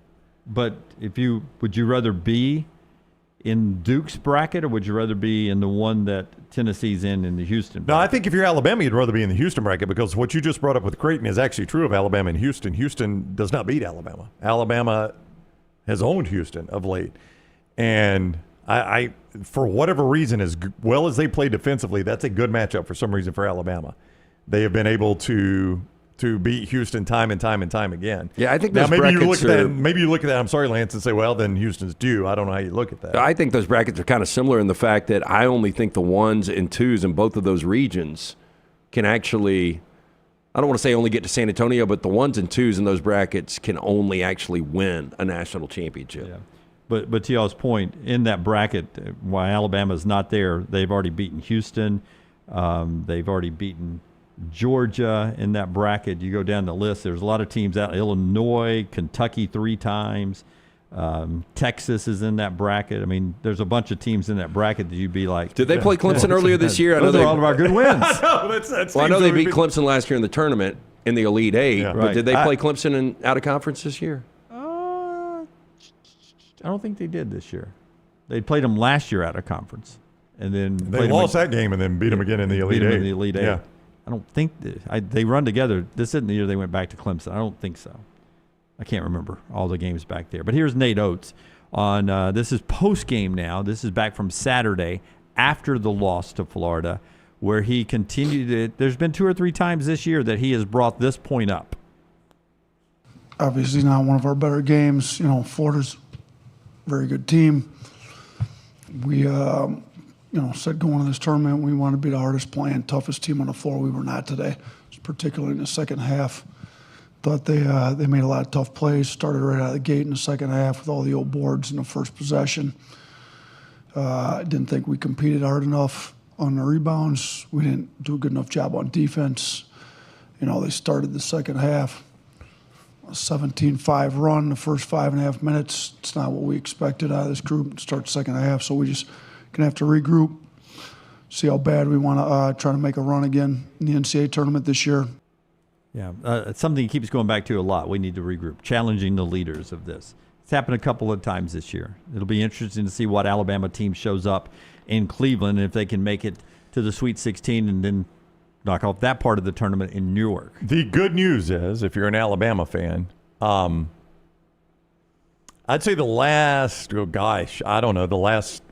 it's not quite a month of basketball, but it's dang close to it. You're not going to play teams that are even on that level until you get to Duke. I mean, what team in that bracket is on the level of Kentucky, Florida twice, Auburn in Neville Arena? I guess Mississippi State would be an exception because they're 8-9. Tennessee and Knoxville. I mean, you're not going to see teams like that until you get to Duke, and those are the teams Alabama's been playing basically for a month now. So, I mean, I guess that's worth something. I don't know. I've never coached in one of these, but it's got to seem like. I mean, if I'm Alabama, I'm going to notice the difference when I turn on the film and when I'm on the court. If we were looking at a schedule and this was Alabama's schedule in the SEC, you'd be like, damn, they're getting a break right now for the next couple of weeks. They're about to play Robert Morris, Vandy or St. Mary's, BYU, VCU, Wisconsin, or Montana. That's, if it's Wisconsin or BYU, you'd be like, okay. Yeah, that's a pretty good challenge for them. I mean, that's like one of the Mississippi schools. Yeah. Like, you can lose that game, but, you play it 10 times, you should win it 7 or 8 times. Yeah, I mean, I think it's out to Duke, maybe Arizona, but probably clear out to Duke before you see a team like you've been playing for the last month. Again, Grant Nelson, a specialist today. Don't know when we'll hear anything about that. Lamont Butler, shoulder problem with Kentucky. He, according to the coaches, expects to play in the NCAA tournament. Mark Mitchell will return for Missouri in the NCAA tournament, and everybody's waiting to get their eyeball on Cooper Flagg during the open practice for Duke when they go in the East region as they get started this week as well. Before Brownie tells us about the Golfus, our friends at the Pennant Grace, Emily Grace McWhorter and Josh Sisk, they're back Tuesday and Thursday's live show, 12:15, right here on this video platform. The Pennant Grace is back. Baseball season actually starts tomorrow, guys. Cubs and Dodgers, 2 games in Tokyo. You getting up to watch them? Nope. What time is the actual game? 6:10. 6:10? Yeah. So I'll catch them here. Yeah, I mean, I'll watch some of it. Yeah, it's on MLB Network, right? Yeah, I so mean, we'll have it on right here. We'll get to see the end of it. Yeah, so I'll catch him here when Forrester turns on the TVs for me in the morning. But yeah, I'll watch that. But they'll talk about him on that in the season, all season long. Tuesday and Thursdays live shows at 12:15 with the Pennant Grace. By the way, is there a better job in sports right now than what Dave Roberts has?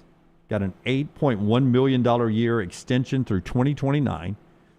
You got a front office that does nothing but spend money and buy great players.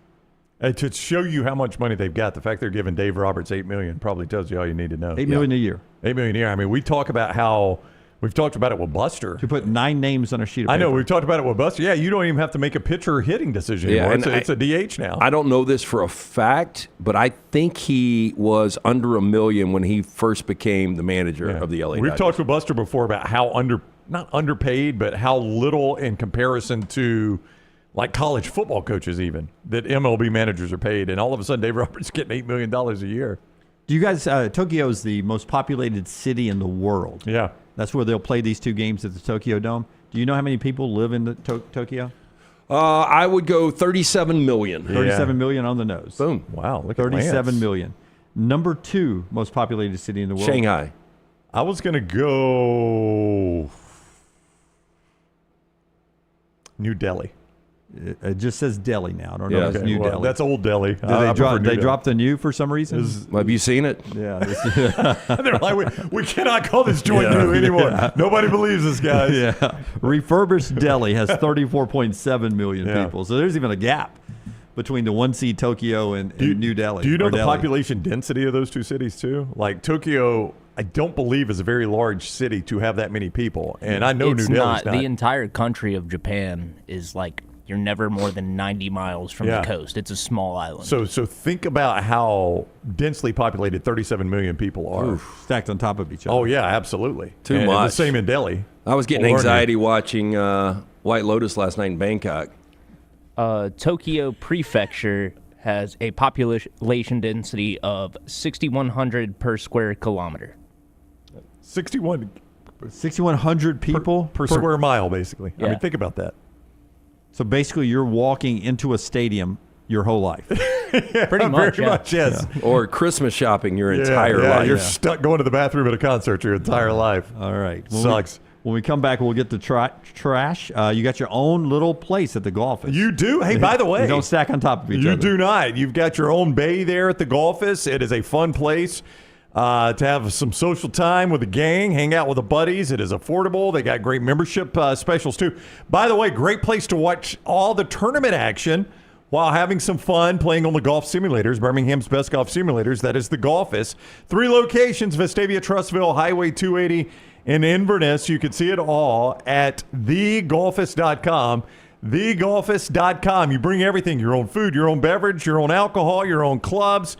It is Birmingham's only multi-location golf simulator and man cave. They've got the game zone in the bay while you're playing golf. See more and book a bag now at thegolfist.com. And this hour brought to you by our friends at Champy's World Famous Fried Chicken right there on Highway 119 in Alabaster for all the great food. It is open now for about 33 minutes. That fried chicken is brined overnight. It is cooked to order. It is absolutely fantastic. Mississippi Delta recipe tamales, such a unique taste and all the great sides. Champy'sChicken.com. Highway 119 in Alabaster. Go say Sterling. Hey, Sterling.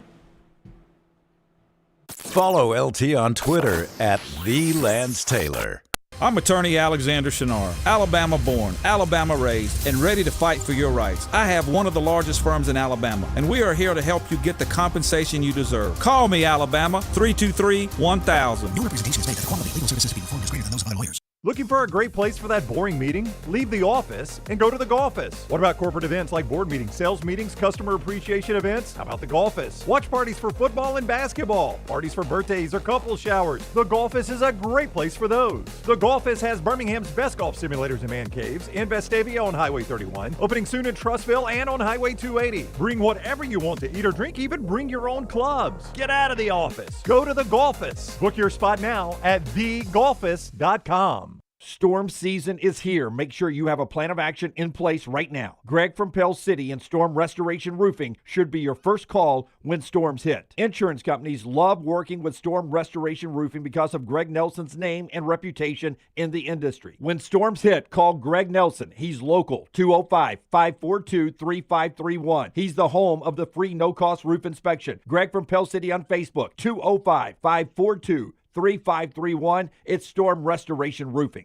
Celebrate the best time of year, tournament time with mybookie.ag. Sign up right now, code NEXTROUND, and receive a 50% deposit bonus up to $1,000. Plus, a $10 casino chip. Tournament time is here, so enjoy it even more by playing along at mybookie.ag. Bet anything, anytime, anywhere with mybookie.ag. Use code NEXTROUND on your initial deposit for a 50% deposit bonus up to $1,000. Plus, $10 casino chip. Don't get caught by the buzzer. Sign up now at mybookie.ag, code NEXTROUND. If you are a business that does a lot of printing, like a car dealership, mortgage company, real estate office, tax office, bank, school, or university, print more and spend less with ImageCraft. ImageCraft is located at 1151 Gadsden Highway in Trussville, just down from the Pinnacle Shopping Center, and online at imagecraft.net. They carry all the major brands like HP, Brother, Canon, Dell, Lexmark, Konica Minolta, Kyocera, Ricoh, Sharp, and Xerox. Shop in-store, mention TNR for a 10% discount. Shop online at imagecraft.net with coupon code TNR10. ImageCraft. Print more, spend less. Hey, let me tell you about our friends at Urology Centers of Alabama. Compassionate and comprehensive urological care with 35 physicians, 17 locations across Alabama. Their patient-centered approach to all of your urological needs. Remember, they've got that new men's health center. It is beautiful, helping men with a wide range of sensitive male issues in a comfortable environment. You can always go online, visit urologycentersalabama.com, schedule an appointment with one of their many urologists today. Man, I love a good meal. I'm Jim Dunaway. A good meal is what you get with my friend Sterling at Champy's Chicken on Highway 119 in Alabaster. We're talking great southern fried chicken, wonderful sides, hand-cut chicken fingers, po' boys, and those Mississippi Delta recipe tamales. You got a perfect menu for everybody. Champy's Chicken is perfect for watching the big game, or taking a meal to the lake house, down to the coast, or stay in the restaurant and dine in a great atmosphere. It's all made fresh to order right there on 119 in Alabaster. Champy's Chicken. It's bow time. Tired of choosing between sweet and savory? Why not have both? Introducing Bojangles' new chicken and bowberry waffles. The bold Cajun chicken filet you love, now drizzled with a bowberry honey glaze and sandwiched between two warm waffles. Which means your favorite meal of the day just met your new favorite dish. And lucky for you, it's served all day. But it's only here for a limited time, so try chicken and bowberry waffles at Bojangles today. It's bow time. I'm attorney Alexander Shinar, Alabama born, Alabama raised, and ready to fight for your rights. I have one of the largest firms in Alabama, and we are here to help you get the compensation you deserve. Call me, Alabama, 323-1000. No representation is made that the quality of legal services to be performed is greater than those of other lawyers.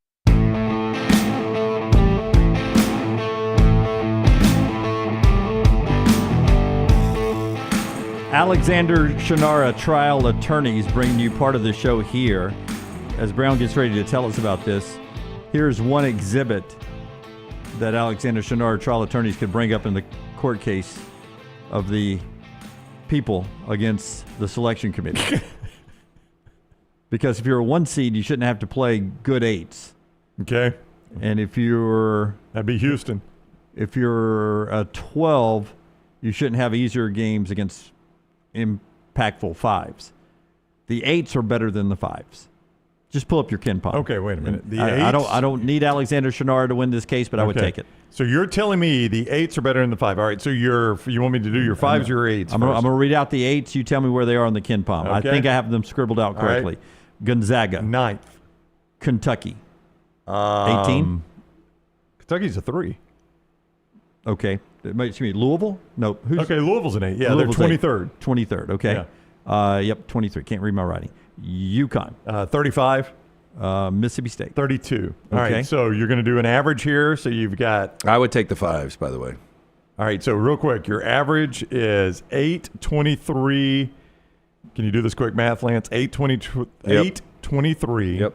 32, and 35. That is 98. 98 divided by 4. I mean, so we're going to say right around, your average is somewhere around 25. Okay, go ahead. Here's the 25. 5s. We'll go 25. Here's the 5s. All right. Clemson. Clemson is 18. Off to a bad start already. Michigan. Michigan is 25. It's not going to be close. I think Oregon. 31. Memphis.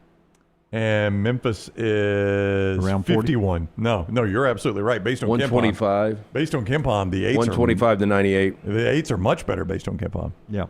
That's weird. Why was that? But I do like these 5s better than I like the 8s.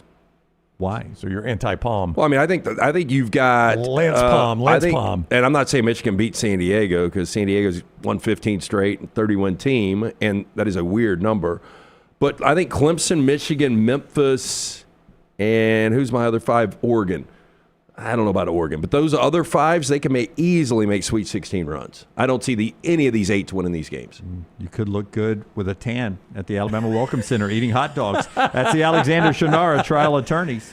Alexander Shinnara Trial Attorneys, a national firm with Southern roots, headquartered in Birmingham, 24 years now. They've grown to 150 lawyers, supported by more than 500 dedicated team members, and they've recovered more than $2 billion. The firm now handles not only personal injury claims, but claims for fire and storm damage, bad drug and device claims, disability, workers' compensation, and a host of other claims. If you find yourself in need of a lawyer, call the Alexander Shinnara Trial Attorneys. You pay nothing unless they win your case. Shinnara.com. Quick NFL before trash. Mekhi Becton gets picked up by the L.A. Chargers. Typical Harbaugh. Great offensive lineman, still a really good player. Going to the Chargers, he's building a pretty good team in the LA. Yeah, from the Jets and a guy that really came on out of Louisville. And, I mean, this is what they need.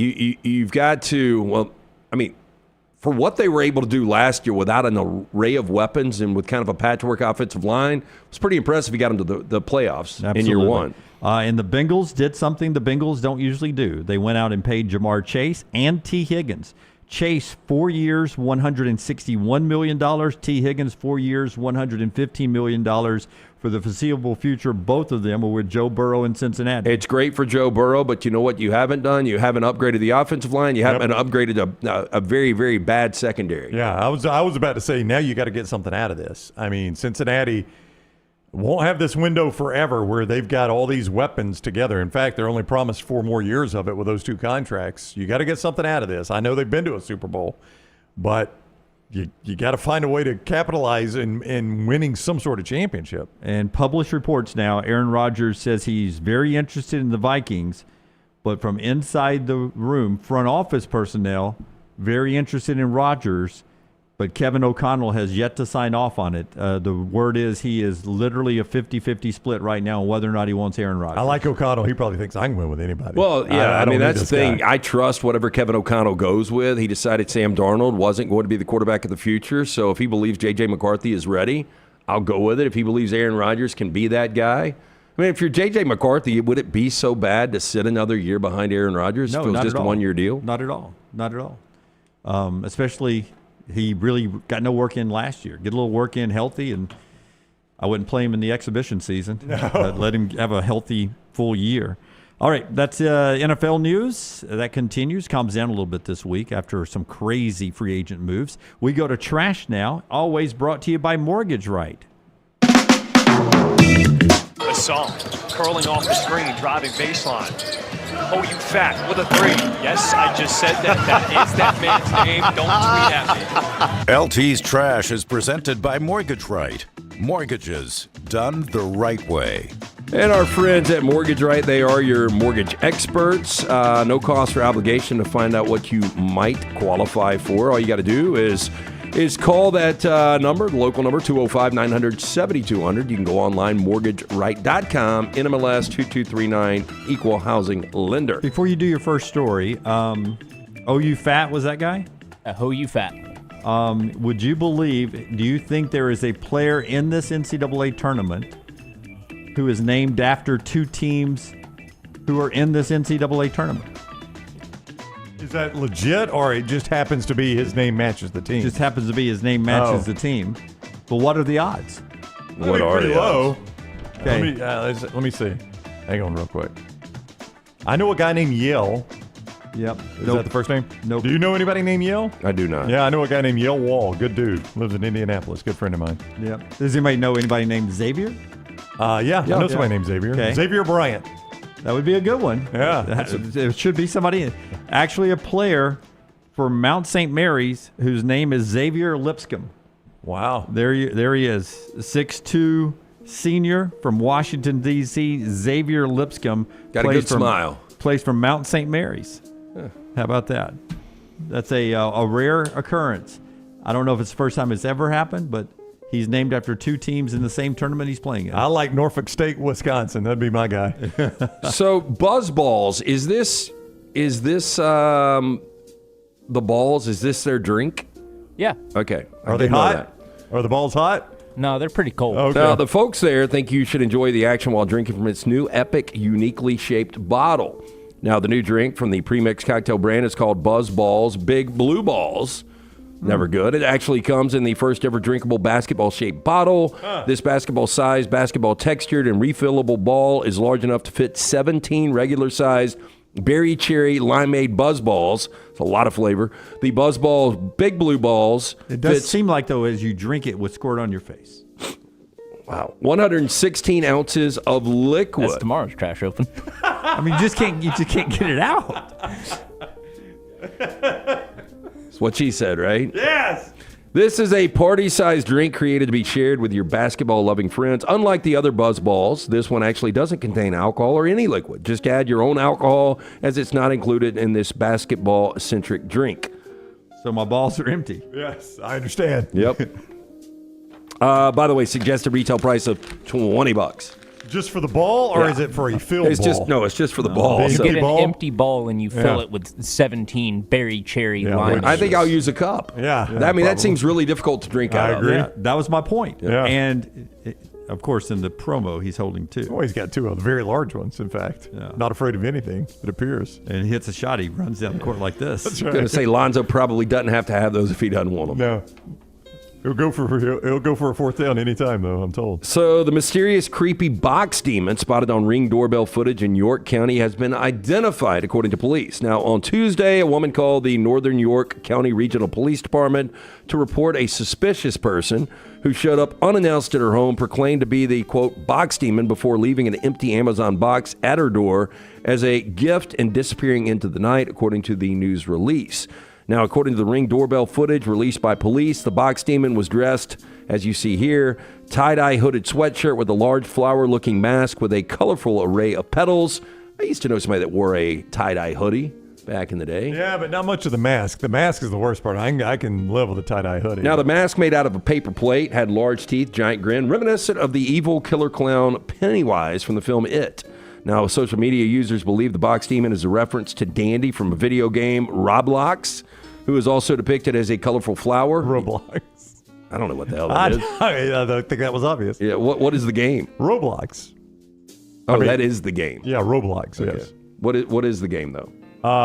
Tyler, can you describe Roblox? My kid plays it, but I really can't. I've never played it. My sister was really into it. Yeah.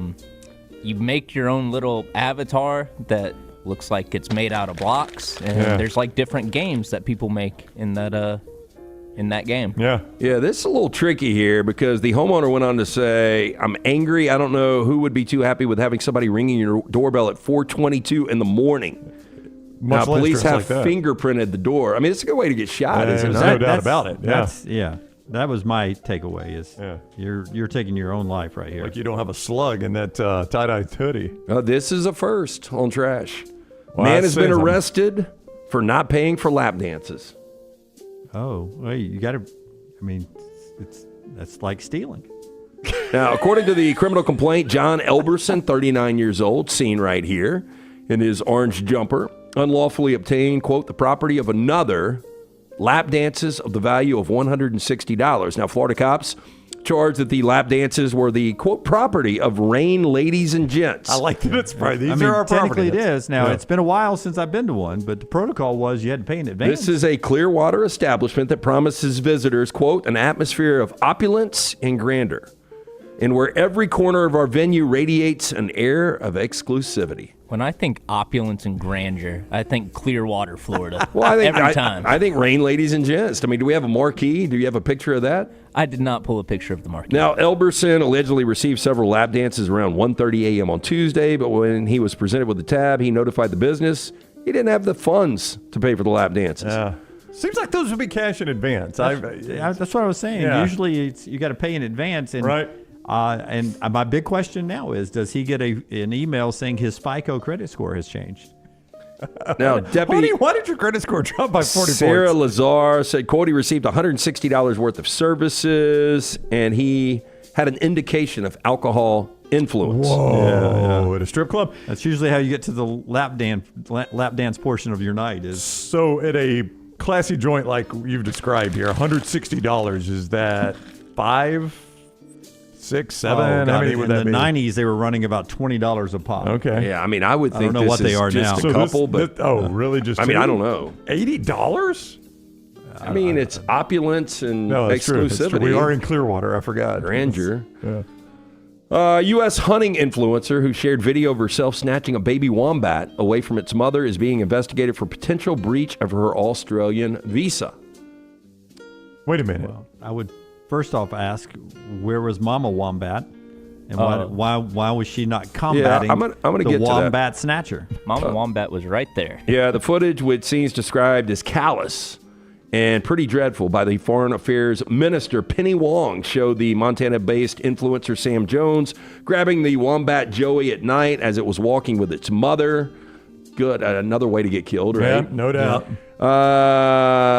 Now, Tony Burke, who is the Home Affairs Minister, quote, I can't wait to see the back of this individual.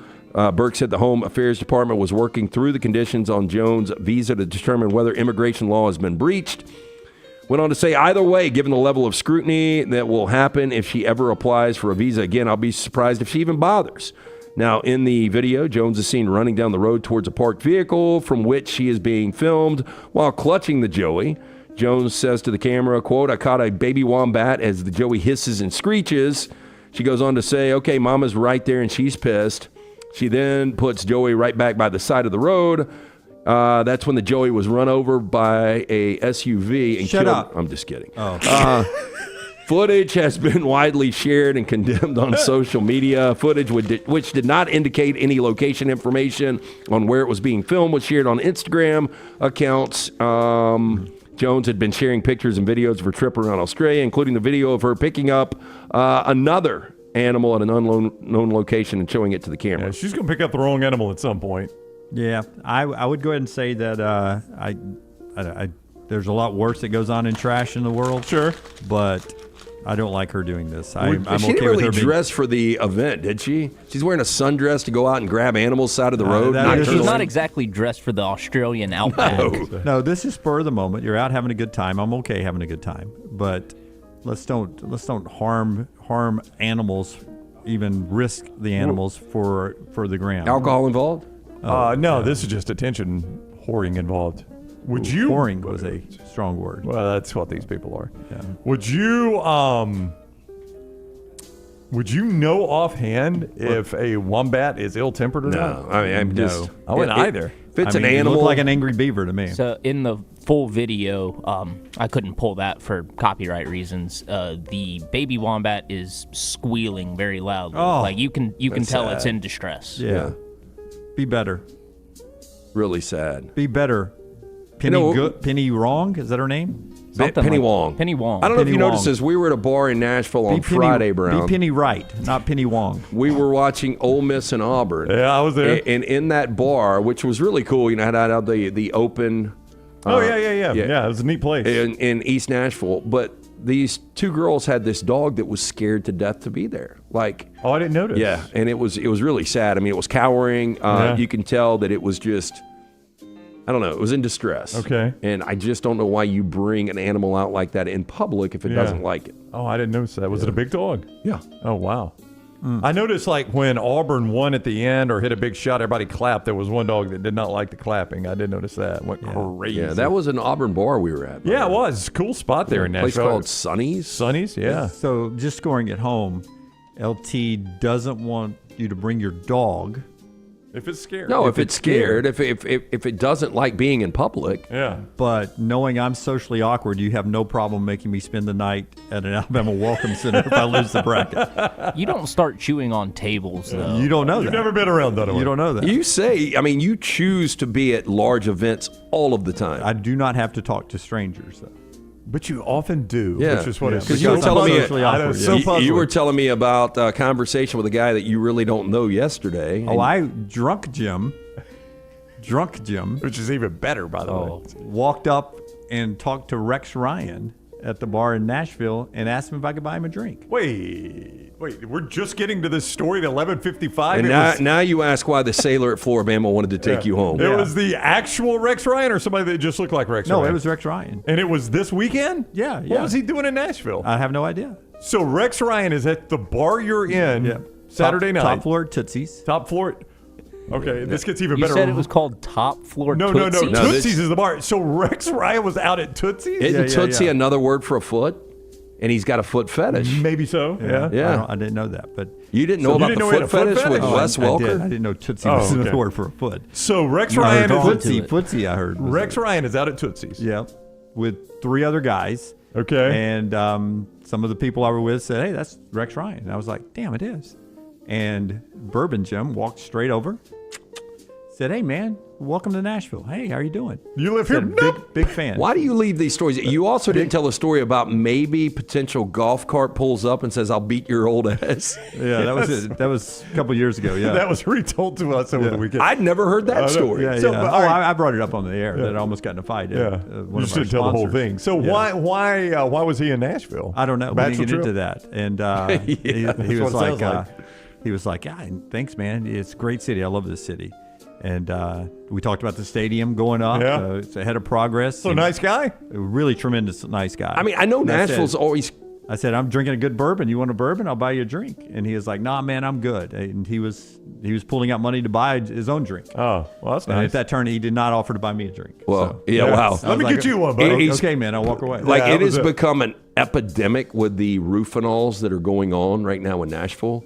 Like there were last month 41 different people on record that were roofanoled. Wow. And there was a door guy when we were there. He got roofied, followed home, and they robbed his entire place. Yeah, it's not just young females that are getting roofied, apparently. And this, I'm sure, is not just Nashville. I'm sure this is I'm most sure. any big city. But I mean, Nashville, walking around Yeah. Broadway, the one night we did, I mean, there's just so many people. Like, I mean, these people are getting preyed on. Yeah.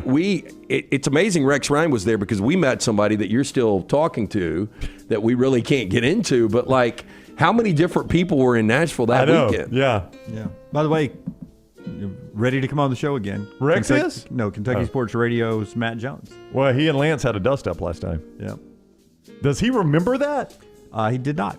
Did not remember Did that. you bring it up? You're like, well, last time you came on, we asked, Lance brought up the fact that Joey Gatewood's obviously not a good quarterback, A, because he's at Kentucky, B, because he's not starting at Kentucky, and you got pissy about it. I mean, I think Lance, in the long run, was pretty spot on about this one. He remembered, he goes, "Oh, I used to go on a radio station, Jocks, occasionally." Yeah.